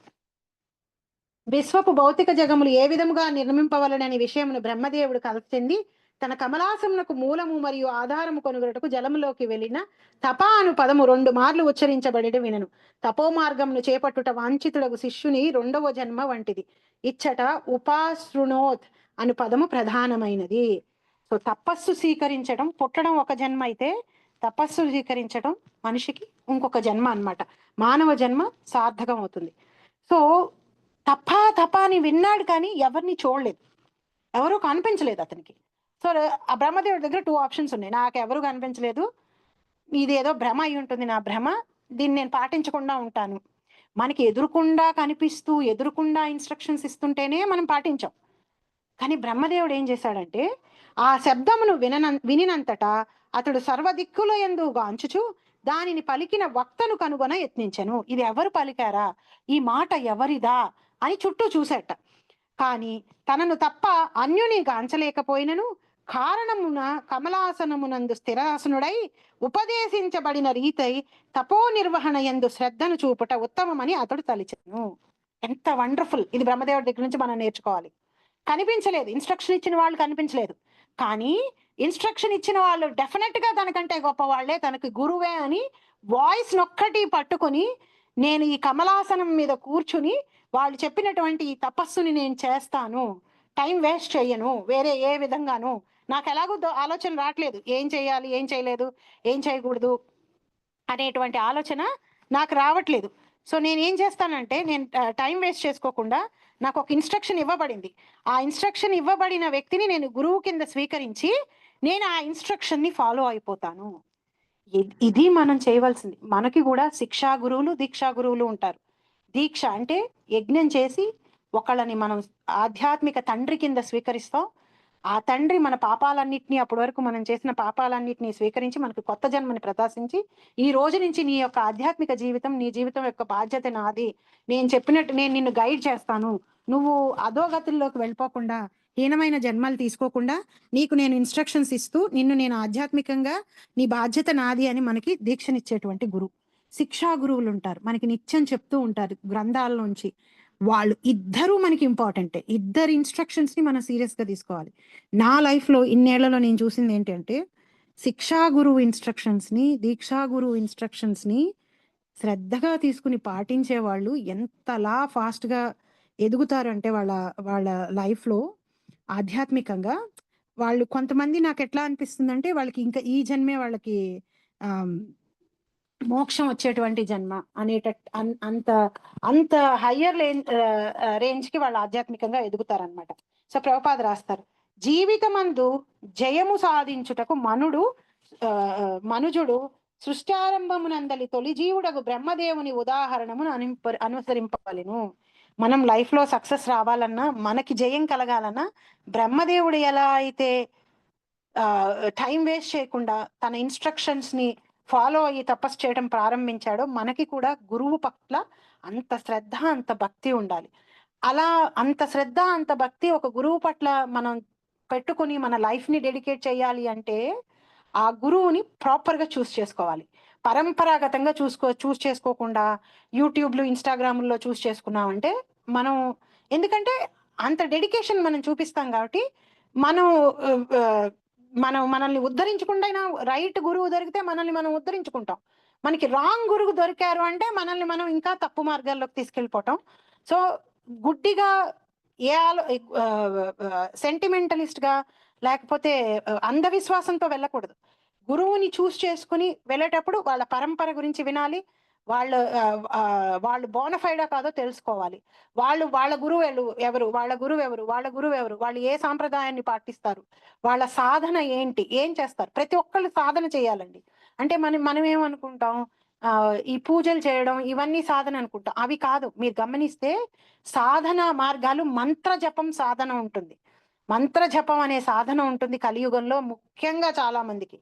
రేర్ సాంప్రదాయాల్లో మీకు వేరే వేరే ధ్యానం అవన్నీ ఉంటాయి, కానీ చాలా మటుకు మంత్ర జపం. మీరు వేరే వేరే సాంప్రదాయాల్లోకి వెళ్ళి గురు పరంపరగతంగా ఉన్న వాళ్ళని చూసినా కానీ వాళ్ళు మంత్ర జపాన్నే చెప్తారు. ఎందుకంటే కలియుగానికి ఆ మంత్రం వేరేది అయి ఉండొచ్చు, కానీ మంత్ర జపమే కలియుగానికి ఉన్నటువంటి మార్గం కాబట్టి అది చెప్తారు, అది వాళ్ళు చేస్తూ ఉంటారు. ఆ చెప్తున్న గురువు కూడా అది చేస్తూ ఉంటాడు. అది కేవలం శిష్యులకే కాదు, గురువు కూడా అది సాధనలో పెట్టి ఉంటాడు. గురువు కూడా తను చేస్తూ తన శిష్యులకి చెప్తాడు. సో అలాంటి పరంపరాగతమైనటువంటి వాళ్ళ దగ్గర నుంచి గురువుగా స్వీకరించి ఎప్పుడైతే మనం ఆ గురువు యొక్క ఇన్స్ట్రక్షన్ ని ఫాలో అవుతూ ఉంటామో, బ్రహ్మదేవుడు ఫాలో అయినట్టుగా తపస్సుని ఆచరిస్తామో మనకి జయం కలుగుతుంది. శ్రీకృష్ణ భగవానునిచే ఉపదేశమైన పిమ్మట అతడు దాని నిర్వహణ యందు కృతనిశ్చయుడయ్యను. తనను తప్ప అన్యుని గాంచినప్పటికీ ఆ శబ్దము భగవాను నుండియే వచ్చినదని అతడు చక్కగా అవగతము చేసుకోలేను. ఇతరమగు ఏ సృష్టియు లేని కారణమున ఆ సమయమున బ్రహ్మదేవుడు ఒక్కడే ఉండెను. తనను తప్ప అన్యుని అతడు గాంచలేకుండెను. బ్రహ్మదేవుడు శ్రీకృష్ణ భగవానునిచే ఆంతరము నుండి ఉపదేశింపబడినని శ్రీమద్ భాగవతం నందలి ప్రథమ స్కందంలోని ప్రథమ అధ్యాయం నందలి ప్రథమ శ్లోకంలో ఇది వరకే తెలుపబడినది. లోపల నుంచి చెప్పాడు భగవంతుడు. తప అనే మాటలు బయట నుంచి విన్నాడు. ఆ తపస్సు ఎలా చేయాలి అనే స్పృశ ఎలా చేయాలి దాని పట్ల ఆ ఇన్స్ట్రక్షన్స్ ని లోపల నుంచి భగవంతుడు బ్రహ్మదేవుడికి ఇచ్చాడు. బ్రహ్మదేవుడు వెంటనే టైం వేస్ట్ చేయకుండా డిటర్మైండ్ గా ఆ తపస్సు చేయడం ప్రారంభించేశాడు. ఆ దేవదేవుడు ప్రతి జీవి హృదయం నందు నిలిచే ఉన్నాడు. మంత్రోపదేశితుడగు బ్రహ్మ సుముఖుడైనందున శ్రీకృష్ణుడు అతనికి మంత్రోపదేశము కావించెను. మంత్రదీక్ష పొందగోరడి ప్రతి ఒక్కరిని ఆ దేవదేవుడు ఈ రీతిగానే ఉపదేశము కావించగలడు. బ్రహ్మదేవుడికి ఇనిషియేషన్ చేశాడు, దీక్ష ఇచ్చాడు శ్రీకృష్ణ భగవాను. దీక్ష ఇచ్చిన వెంటనే, ఆ మంత్రోపదేశం చేసిన వెంటనే బ్రహ్మదేవుడు తపస్సు చేయటం మొదలు పెట్టాడు. ఇప్పుడు మనందరికీ కూడా మన గురువు ద్వారా ఆ భగవంతుడే మంత్రోపదేశం చేస్తున్నాడు మనందరికి. మనకి మనసులో, మన హృదయాలలో ఈ గురువుని నేను నమ్మాలి, వీళ్ళు చెప్పిన మాటను నేను పాటించాలి, నాకు ఇష్టమైనట్టు, నాకు కష్టంగా ఉన్నా సరే వాళ్ళు చెప్తున్న దాన్ని నేను ఎలాగోలాగా ఎఫర్ట్ పెట్టి తపస్సు చేస్తాను, ఈ మంత్ర తపస్సును నేను చేస్తాను అని మనం ఎప్పుడైతే పూనుకుంటామో అక్కడ అసలు ఆ మధ్యలో ఉన్నటువంటి గురువులందరూ కేవలం ఇన్స్ట్రుమెంట్సే. మనకి మీద కరుణ చూపిస్తున్నటువంటి వాడు ఆ భగవంతుడు, ఆ దేవాది దేవుడు. ఆయన మనకి ఇన్స్ట్రక్షన్స్ ఇవ్వాలి అని అనుకున్నప్పుడు మనకి ఇలాంటి గురువుల్ని ద్వారా మనకి దాన్ని ఇస్తాడు. ఎప్పుడైతే మన దగ్గర ఆ నిబద్ధత ఉంటుందో, మన దగ్గర ఆ శ్రద్ధ ఉంటుందో, అసలు మన ప్రోగ్రెస్ ని ఆపేవాళ్ళు అంటూ ఉండరు. లేకపోతే మనం ఏం చేస్తాం, చాలా మటుకు మనలో ఉన్న ప్రాబ్లం ఏంటంటేనండి, ఇన్స్ట్రక్షన్ ఇచ్చిన వ్యక్తిని జడ్జ్ చేసి ఆ ఇన్స్ట్రక్షన్ ని పక్కన పెట్టేస్తాం మనం. ఇప్పుడు చూడండి,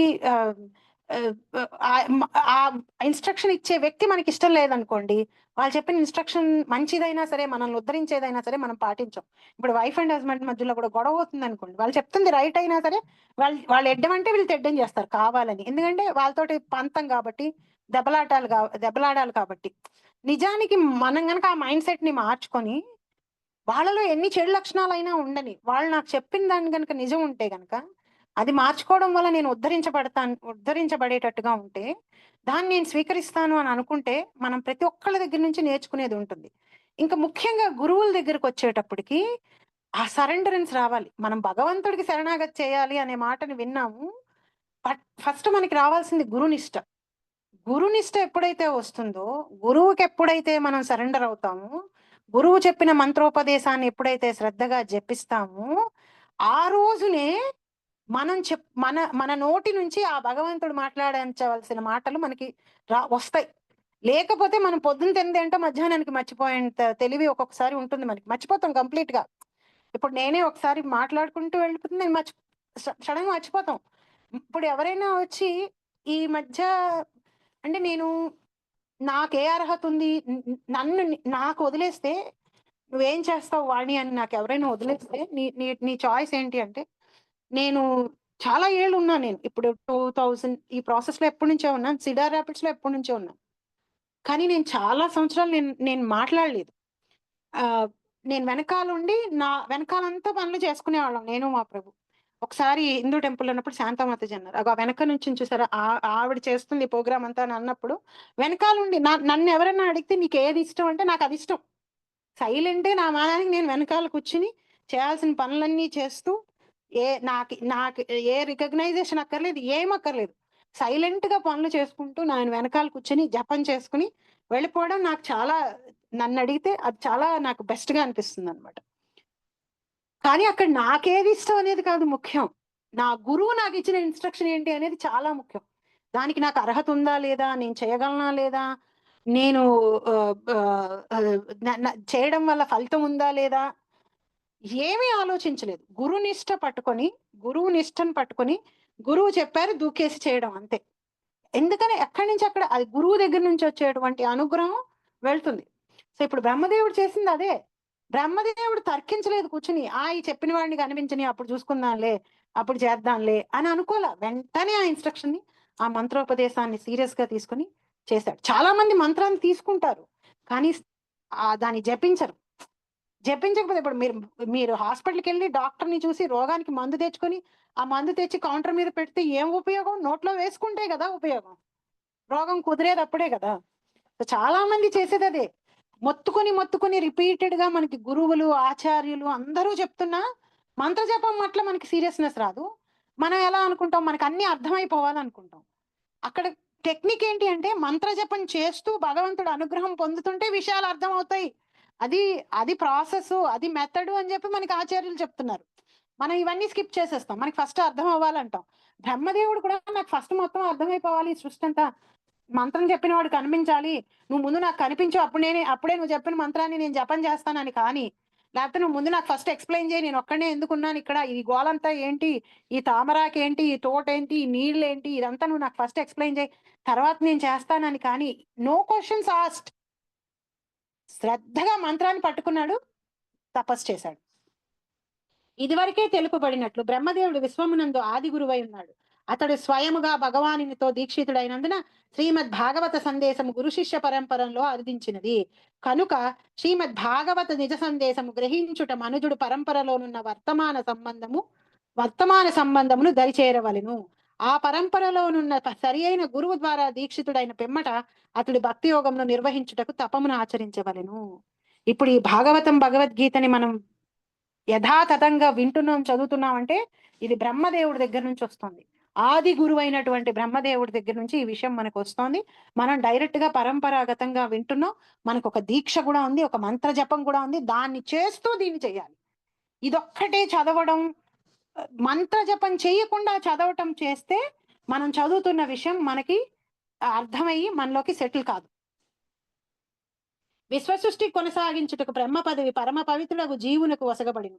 కనుక మనుజుడు అంత గణయోగ్యుడు కానంత వరకు ప్రత్యక్షముగా బ్రహ్మదేవుని వలె గౌరవింపబడడు. కానీ అతడు ఆ సౌకర్యమును విశుద్ధ కృష్ణ భక్తుల ద్వారా, శాస్త్రోపదేశము ద్వారా, శ్రద్ధావంతుడకు జీవుడికి లభించిన ప్రామాణిక గురువు ద్వారాను పొందగలడు. భగవత్ సేవా విషయమున హృదయమునందు శ్రద్ధ కలిగిన వానికి భగవానుడు స్వయముగా గురువు రూపమున ప్రత్యక్షము కాగలడు. ఎవరికైతే భగవంతుడి సేవ చేయాలి నేను అనే శ్రద్ధ కలుగుతుందో వాళ్ళకి గురువుని లోపల నుంచి భగవంతుడు చూపిస్తాడు. ఎప్పుడైతే ఆ గురువుని మనం పట్టుకుంటామో ఆ గురువు ఏం చేస్తాడు, మనల్ని భగవంతుడి దగ్గరికి తీసుకెళ్తాడు. భగవంతుడి అనుగ్రహంతో మనకి గురువు లభిస్తాడు. గురువు అనుగ్రహంతో మనం భగవంతుడిని పొందుతాం. ఆ గురువు మనల్ని భగవంతుడి దగ్గరికి కాకుండా నువ్వు ఇంకా ఈ నోములు చేసుకో, ఈ పూజలు చేసుకో, ఇప్పుడు నీ దగ్గర 1,00,000 రూపాయలు ఉన్నాయా, 2 కోట్లు సంపాదించుకో, లేకపోతే అచ్చే ఆ డైరెక్షన్ లో తీసుకెళ్తే మనల్ని మనం కర్మకాండలోకి తీసుకెళ్తున్నారు. మనల్ని ఇంకా ఈ ప్రపంచంలో పుట్టి పెరిగి చచ్చి అలాంటి సైకిల్లోకే తీసుకెళ్తున్నారు. ఆధ్యాత్మిక గురువులు ఎప్పుడు మనల్ని ఎక్కడికి తీసుకెళ్ళాలి, ఈ ప్రపంచం నుంచి బయటికి వెళ్ళిపోయి మన దివ్యమైన శరీరాన్ని మనం పొందేటట్టుగా చెయ్యాలి. అలా చెయ్యని పక్షంలో, అలా చెప్పని పక్షంలో, మనకి ఆత్మజ్ఞానాన్ని ఇవ్వని పక్షంలో అలాంటి గురువులు మనకి హెల్ప్ చేయరు.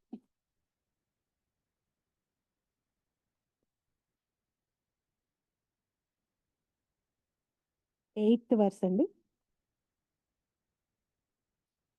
దివ్యం సహస్రాబ్ధమమోఘ దర్శనో జితానిలాత్మ విజితో భయేంద్రియ దివ్యం సహస్రాబ్ధమమోఘ దర్శనో దివ్యం సహస్రాబ్ధమమోఘ దర్శనో జితానిలాత్మ విజితో భయేంద్రియః జితానిలాత్మా విజితో భయేంద్రియః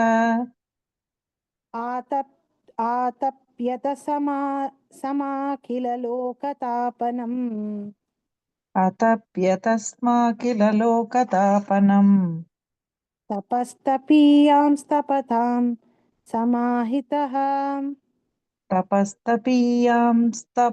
తపతాం సమాహితః. బ్రహ్మ 1000 సంవత్సరముల కాలము దేవతల గణనను అనుసరించి తపస్సును ఆచరించెను. అతడు ఆకాశము నుండి ఆ దివ్య శబ్దమును ఆకర్ణించి దానిని దివ్యమనుచు అంగీకరించెను. ఆ విధముగా అతడు తన మనస్సును ఇంద్రియములను నియంత్రించెను. అతడు వనరించిన తపస్సు జీవులకు గొప్ప పాఠము వంటిది.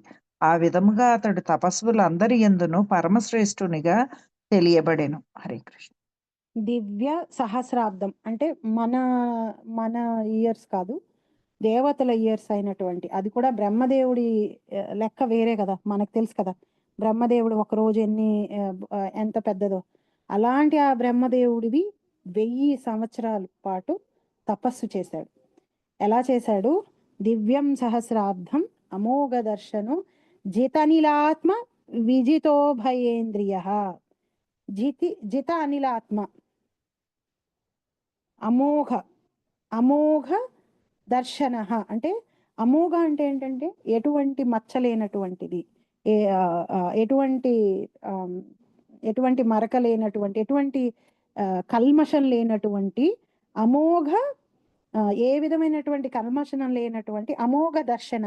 విజన్ అంటే ప్యూర్గా చేశాడు.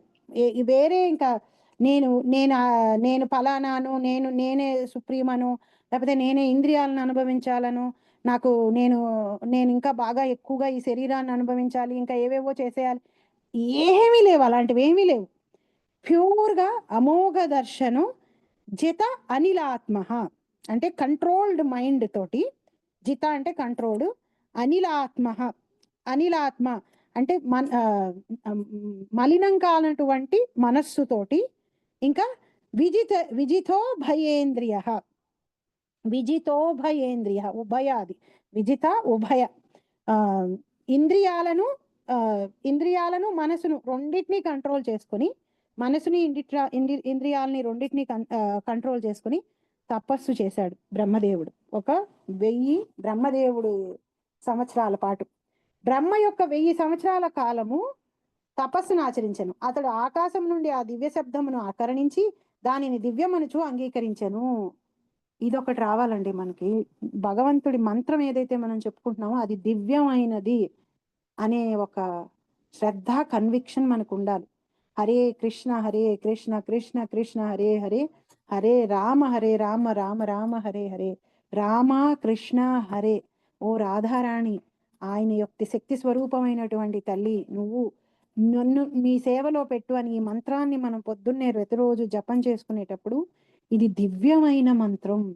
ఈ మంత్రం మనం చెప్పుకుంటున్నట్టు మనం డైరెక్ట్ గా భగవంతుడితోటి కాంటాక్ట్ అవుతున్నాం.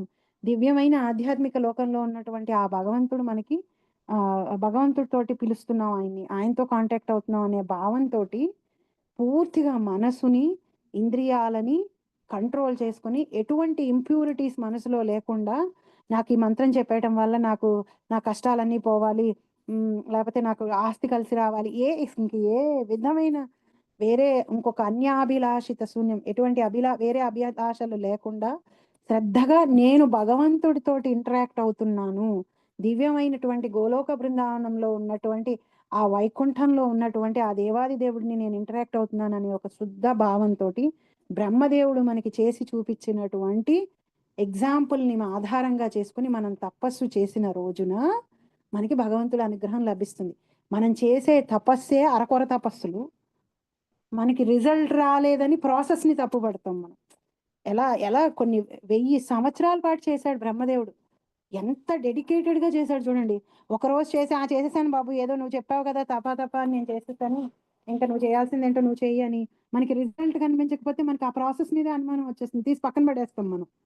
బ్రహ్మదేవుడు 1000 సంవత్సరాలు చేశాడు. అంత పేషెన్స్, అంత ఓపిక, అంత ఓర్పు, అంత సహనం, అంత భక్తి, అంత శ్రద్ధ మనకు ఉండాలి. అందుకని బ్రహ్మదేవుడు మనకి ఎగ్జాంపుల్. బ్రహ్మదేవుడు తపాని గూఢమగు శబ్దమును వినగలిగినే గాని ఆ వాక్కును పలికిన వారిని గాంచలేకపోయాను. అయినప్పటికీ ఆ ఉపదేశమును తన లాభదాయకమైనదని అతడు అంగీకరించి 1000 దేవతా సంవత్సరములు ధ్యానమగ్నుడయ్యను. ఆ వాక్కు విన్నాను కానీ మనిషిని వినలేదు కదా అని పక్కన పెట్టేయకుండా, భగవంతుడి వాక్కుకి భగవంతుడికి తేడా లేదు, రెండు దివ్యమైనవే అనే విషయాన్ని అర్థం చేసుకుని చేయటం. దివ్యవాణి మనుజుడు సరైన మూలము నుండి గ్రహించి సత్యమనుచు దానిని అంగీకరించి వసగబడిన నిర్దేశమును సంకోచరహితముగా అమలుపరచవలెను. మనకు కూడా ఎటువంటి అనుమానం ఉండకూడదు. మనకిచ్చినటువంటి మంత్రం దివ్యమైనది. ఆ దివ్యమైన మంత్రాన్ని జపిస్తే చాలు, నేను సర్వ వేదాలని, అన్ని తపస్సులని, యజ్ఞాలని చేసినంతటి ఫలం. నిన్న చదివాం మనం చైతన్య భాగవతంలో నేను చదివాం కదా. త్రేతాయుగంలో తపస్సు చేసిన ఫలితం, ద్వాపర యుగంలో డీటీ వర్షిప్ చేసిన ఫలితం, కృతయుగంలో తపస్సు, త్రేతాయుగంలో యజ్ఞయాగాలు, ద్వాపర యుగంలో డీటీ వర్షిప్ చేస్తే ఎంత ఫలితం లభిస్తుందో కలియుగంలో మంత్రజపం చేస్తే అంత ఫలితం లభిస్తుంది, అంత శ్రద్ధగా భక్తిగా మనం చేసినప్పుడు. 9th verse.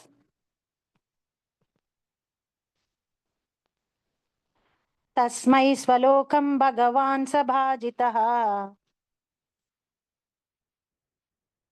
తస్మై స్వలోకం భగవాన్ సభాజితః సందర్శయామాస పరం నయత్పరం సందర్శయామాస పరం నయత్పరం వ్యపేత సంక్లేశ విమోహ సాధ్వసం వ్యపేత సంక్లేశ విమోహ సాధ్వసం స్వదృష్టవాది స్వదృష్టవాద్భిర్పురుషైరభిష్టుతం విష్టుతం స్వదృష్టవద్భిర్పురుషైరభిష్టుతం.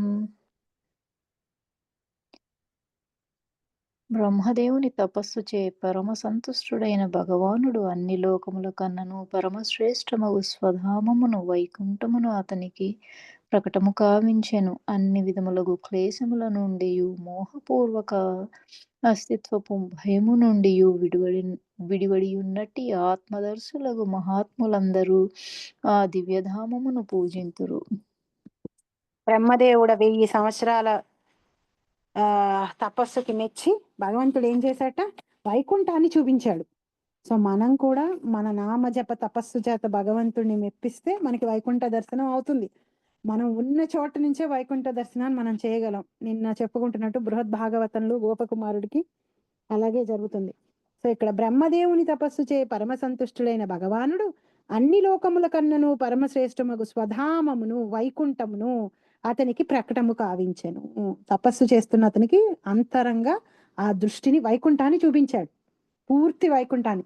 అంటే ఇప్పుడు ఈ భాగవతం రాసినటువంటి వ్యాసదేవుడికి నారదుడి అనుగ్రహం వల్ల మొత్తం దర్శనం అవుతుంది, బ్రహ్మదేవుడికి మొత్తం దర్శనం అవుతుంది.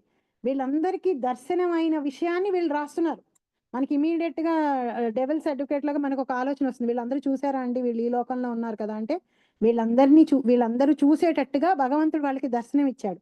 అలాగే భక్తులైన వాళ్ళు భగవంతుడికి ప్రేయర్స్ చేస్తుంటారు చూసారా, వాళ్ళందరికీ కూడా ఆ దర్శనం భగవంతుడు కల్పించిన దాన్ని బట్టి వాళ్ళు ఆ చూసిన దాన్నే వాళ్ళు ప్రేయర్స్ లో పెడతారు. వాళ్ళ ఊహాత్మకంగా రాయరు. నేను ఇప్పుడు కూర్చొని ఒక ప్రేయర్ రాస్తాను దేవుడికి అని నా ఊహకు అందింది నాకు తోచింది వాళ్ళు రాయరు. వాళ్ళు ఏదైతే భగవంతుడి ద్వారా దర్శింపబడుతుందో వాళ్ళకి ఆ విషయాన్ని వాళ్ళు రాస్తారు. అందుకని ఈ భక్తుల యొక్క ప్రేయర్స్ ఏవైతే ఉంటాయో, గజేంద్రుడివి గాని, ప్రహ్లాదుడివి గాని, ధ్రువుడివి గాని, పృథు మహారాజు, చిత్రకేతు, వీళ్ళందరూ ప్రేయర్స్, బ్రహ్మదేవుడు, వీళ్ళు చూసిన విషయాన్ని, అర్థం చేసుకున్న విషయాన్ని, వీళ్ళకి అన్నీ తెలిసిన వాళ్ళు వీళ్ళు కాబట్టి వాళ్ళ ప్రేయర్స్ అలా ఉంటాయి. వాళ్ళు ఏదో భజన గ్యాంగ్ లాగా భగవంతుడికి నిజం లేకపోయినా కానీ మేము ఆ పార్టీలో ఉన్నాం ఊరికే చిన్నదాన్ని పెద్ద చేసి చేస్తామని కాదు. వీళ్ళు దర్శించిన దాన్ని పూర్తిగా ప్రేయర్స్ లో కూడా పెట్టలేకపోతారు. వీళ్ళు ఒక చిన్న పర్సెంటే పెడతారు. వాళ్ళే అంటారు మేము చూసింది మొత్తం మేము అసలు నోటితో చెప్పలేనంత అద్భుతమైన విషయం అని చెప్పి. సో ఇక్కడ బ్రహ్మదేవుడికి వైకుంఠ దర్శనం అయిందిట. ఈ వైకుంఠ దర్శనంలో ఏమేమిటి లక్షణాలు అంటే మనం 10th కూడా చదువుకుని ఈ డిఫరెన్సెస్ 2 చెప్పుకుందాం. వైకుంఠానికి ఉన్నటువంటి డిఫరెన్స్, వైకుంఠం మనకి డిఫరెన్స్ ఇక్కడ.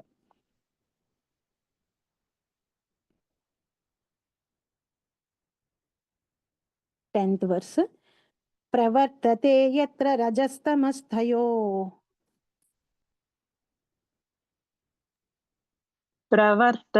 ప్రవర్తతే యత్ర రజస్తమస్తయోః సత్వం చ మిశ్రం న చ కాల విక్రమః సత్వం చ మిశ్రం న చ కాల విక్రమః న యత్ర మాయా కిం ఉతాపరే హరేర్ న యత్ర మాయా కిం ఉతాపరే హరే అనువ్రతా యత్ర సురాసురార్చితాః అనువ్రతా యత్ర సురాసురార్చితాః.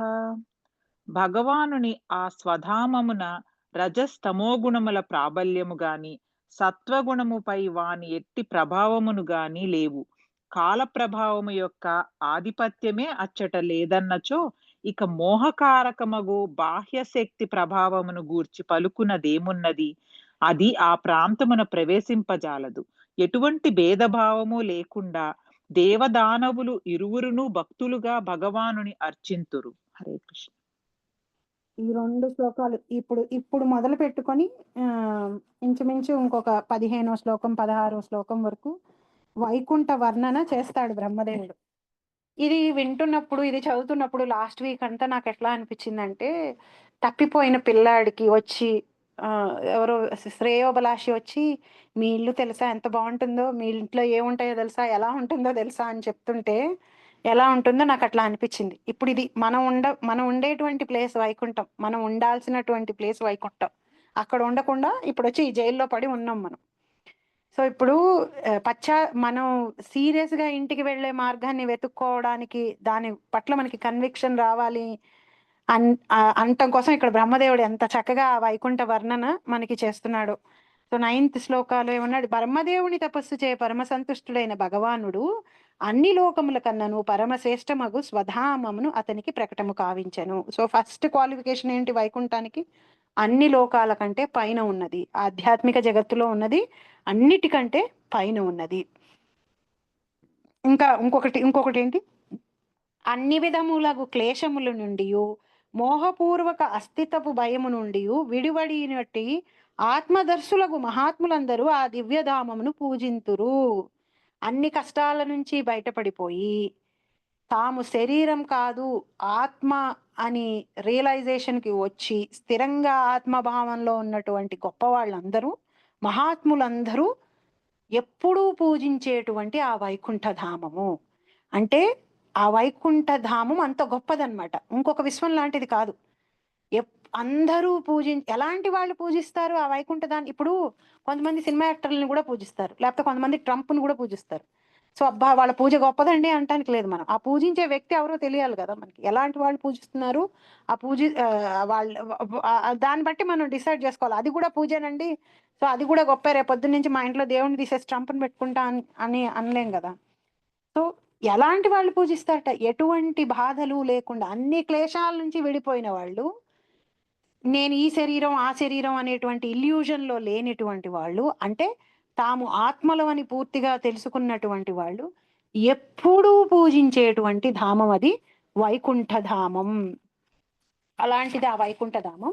ఇంకా భగవానుని ఆ స్వధామమున రజస్తమో గుణముల ప్రాబల్యం గాని సత్వగుణముపై వాని ఎట్టి ప్రభావం లేవు. అసలు ఆ లోకంలో రజోగుణం తమో గుణమే లేదు. మనకు అవసరం రజోగుణం తమో గుణం. ఎందుకు అంటే భౌతిక ప్రపంచంలో రజోగుణం తమో గుణం చేసే పనులు ఏంటి అంటే, రజోగుణం సృష్టిని చేస్తుంది, తమో గుణం లయం చేస్తుంది, అంటే నాశనం చేస్తుంది. అంటే ఈ రెండూ లేవు ఆధ్యాత్మిక లోకం వైకుంఠంలో. అంటే వైకుంఠంలో సృష్టి లేదు, నాశనము లేదు. వైకుంఠం ఒకప్పుడు సృష్టించబడి ఒకప్పుడు నాశనం అయింది కాదు, ఎప్పుడూ ఉండేటువంటిది వైకుంఠం. అక్కడ సత్వగుణం మీద రజస్తమో గుణాల ప్రభావం లేదు, ఎందుకంటే అవి అసలు అక్కడ లేనే లేవు కాబట్టి. మన ఇక్కడ ఈ లోకంలో సత్వగుణం మీద రజో తమో గుణాల ప్రభావం ఉంటుంది, శుద్ధ సత్వం ఉండదు. ఇక్కడ మంచి పనులు కూడా ఎందుకు చేస్తారు అంటే, నాకు మంచి తిరిగి వస్తుంది అనే ఉద్దేశంతో చాలా మంది చేస్తారు. గుడికి వెళ్ళి దేవుడికి సేవ చేసిన, దేవుడికి డొనేషన్స్ ఇచ్చిన, ఇంట్లో పూజలు చేసుకున్న, నోములు చేసిన, చారిటీ చేసిన మంచి తిరిగి వస్తుంది. కాండి మంచి చేసుకో, పుణ్యం చేసుకో అంటాం కదా. పుణ్యం చేసుకో అని ఎందుకంటాం? ఆ తిరిగి వచ్చిన పుణ్యం మనం ఈ శరీరాన్ని ఇంకా బాగా అనుభవించడానికి ఉపయోగపడుతుంది కాబట్టి. భగవంతుడి మీద ప్రేమతో చెయ్యి అని చెప్పేవాళ్ళు చాలా తక్కువ మంది ఉంటారు. మనకి భక్తి మార్గంలో ఉన్న వాళ్ళే చెప్తారు, నువ్వు పూజ చేస్తున్నావు భగవంతుడి మీద ప్రేమతో చేయి అంటాం. లేకపోతే మనం చిన్నపిల్లలకి ఏం చేస్తాం, దేవుడికి వెళ్ళి దండం పెట్టుకో, నీకు బాగా మార్కులు వస్తాయి, నీకు ఏమీ జరగదు, ఎప్పుడు ఏం జరగకుండా ఉంటుంది. అలా చెప్పేటప్పుడు మనం ఏం చెప్తున్నాం? అక్కడ ప్రేమ చెప్పట్లేదు, వెళ్ళి ఒక ట్రాన్సాక్షన్ చేసిరా భగవంతుడితో అని చెప్తున్నాం కదా. అది పుణ్యం. కనీసం అలా అయినా మనం భగవంతుడి దగ్గరికి పంపిస్తున్నాం, అందుకు సంతోషించవచ్చు. బట్ దాన్ని మనం భక్తి ప్రేమ అని అనలేం, అదొక కర్మకాండ. సో భక్తి అందువల్ల ఏమవుతుంది, ఈ లోకంలో సత్వగుణం కలుషితం అవుతుంది రజోగుణంతో తమో గుణంతో. వైకుంఠంలో విశుద్ధ సత్వం ఉంటుంది. అక్కడ అందరూ భగవంతుడికే సేవ చేస్తూ ఉంటారు. భగవంతుడికి ఏది మంచిదో అది చేస్తారు. భగవంతుడికి ఏది ఆనందం కలిగిస్తుందో దాని గురించే వాళ్ళు ఆలోచిస్తారు, కానీ ఇంకా వేరే దేని గురించి వాళ్ళు ఆలోచించరు. సో అందుకని భగవానుని ఆ స్వధామమున రజస్తమో గుణుల ప్రాబల్యము కానీ సత్వగుణముపై వాని ఎట్టి ప్రభావము కానీ లేవు. కాల ప్రభావం యొక్క ఆధిపత్యం అచ్చట లేదనచో ఇక మోహాకారకమగు బాహ్యశక్తి ప్రభావం గురించి పలుకునేమున్నది. అక్కడ టైం లేదు, ఇక్కడ మనకి టైం అవసరం. ఎందుకని? ఒక టైంలో మనం సృష్టించబడతాం, ఒక టైంలో మనం నాశనం అవుతాం. టైం ఇన్ఫ్లుయెన్స్ ఈ లోకంలో ఉంటుంది, వైకుంఠంలో టైం ఇన్ఫ్లుయెన్స్ లేదు. ఎందుకంటే చావు పుట్టుకలే లేవు అసలు అక్కడ. సో టైం ఇన్ఫ్లుయెన్స్ లేని ప్లేసు వైకుంఠం. ఇంకా ఏంటి, నెక్స్ట్ ఏంటి, మోహకారకపు బాహ్య శక్తి అంటే మహామాయ ఆధ్యాత్మిక లోకాల్లో ఉండదు. ఆవిడ డ్యూటీ అంతా మెటీరియల్ యూనివర్స్ లోనే. ఆవిడ ప్రత్యేకంగా ఆవిడ డ్యూటీలో మెయిన్ ఇంపార్టెంట్ పాయింట్ ఏంటి, రకరకాల శరీరాలని తయారు చేసి మనకి ఆ డ్రెస్సులు వేయటం.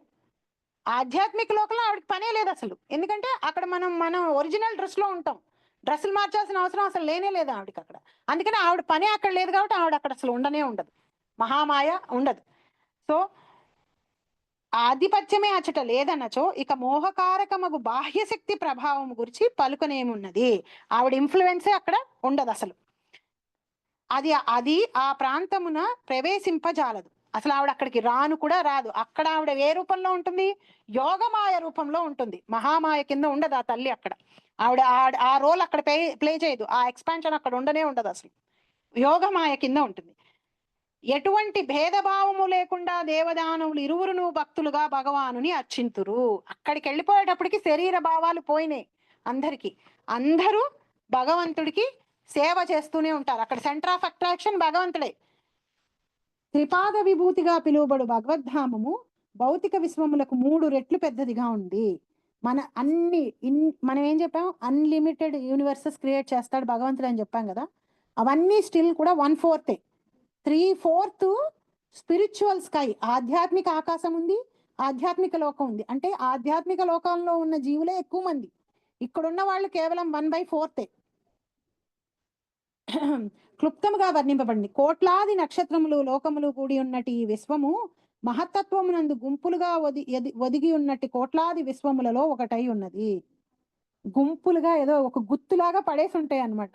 ఏవి? ఈ భౌతిక మెటీరియల్ యూనివర్సెస్. దాంట్లో ఒక యూనివర్స్ లో మనం ఉన్నాము. అది కూడా ఒక పాయింట్ ఆఫ్ టైంలో ఎర్త్ మీద కొన్ని కోట్ల జీవుల్లో ఒకళ్ళం మనం.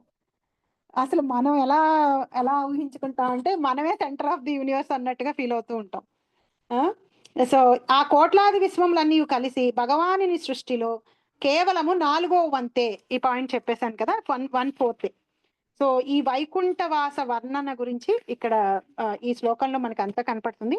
సమ్మరీ ఏంటి అంటే, వైకుంఠంలో బాధలు ఉండవు, కన్ఫ్యూజన్ ఉండదు, భయం ఉండదు, తప్పులు చేస్తామేమో అనే ఇంటెన్షనే ఉండదు. ఎందుకంటే మన మైండ్ మొత్తం క్లియర్ అయిపోయి ఉంటుంది, నేను నాదు అనే భావనలు పోతాయి. రజస్తమో గుణాలు ఉండవు, సత్వగుణ ప్రభావం కూడా ఉండదు మన మీద, శుద్ధ సత్వంలో ఉంటాం, మహామాయ ఉండదు.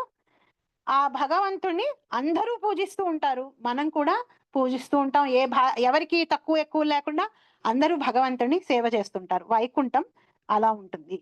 తర్వాత శ్లోకాలలో వైకుంఠ వాసులు ఎలా ఉంటారో చెప్తాడు. తర్వాత ఆ వైకుంఠాన్ని చూసి ఆ వైకుంఠ వర్ణన చేస్తాడు బ్రహ్మదేవుడు. తర్వాత అమ్మవారు లక్ష్మీదేవి గురించి మాట్లాడతాడు. తర్వాత సో వైకుంఠం మొత్తం వర్ణన అయిపోయిన తర్వాత భగవంతుడి గురించి మాట్లాడతాడు. భగవంతుడు ఎంత అందంగా ఉన్నాడు, ఇవన్నీ చూశాడు కదా ఆయన బ్రహ్మదేవుడు. ఆయన యొక్క శక్తుల గురించి మాట్లాడతాడు. ఇవన్నీ చూసి ఆయన పొందినటువంటి ఆనందం గురించి బ్రహ్మదేవుడు మాట్లాడతాడు. తర్వాత బ్రహ్మదేవుడికి భగవంతుడు ఇచ్చినటువంటి వరాల గురించి మాట్లాడతాడు. సో ఇది నెక్స్ట్ మోస్ట్లీ ఇంకొక సెషన్ తోటి మనం ఈ చాప్టర్ కంప్లీట్ చేసేసుకుందాం. ఇది చాలా ఇంపార్టెంట్ చాప్టర్ కాబట్టి మనం డీటెయిల్ గా పర్పట్స్, చాలా బ్యూటిఫుల్ పర్పట్స్ కాబట్టి నేను పర్పట్స్ లో ఉన్న ప్రతి విషయం మీ దగ్గరికి తీసుకురావడానికి ప్రయత్నం చేశాను. ఇక్కడికి ఇవాళ ఈ సెషన్ ని నేను ఆపుతాను. ఆ భగవంతుడి అనుగ్రహం వల్ల చెప్పుకోగలిగాం. ఎవరికైనా ఏమన్నా క్వశ్చన్స్ కానీ కామెంట్స్ కానీ ఉంటే ప్లీజ్ గో హెడ్.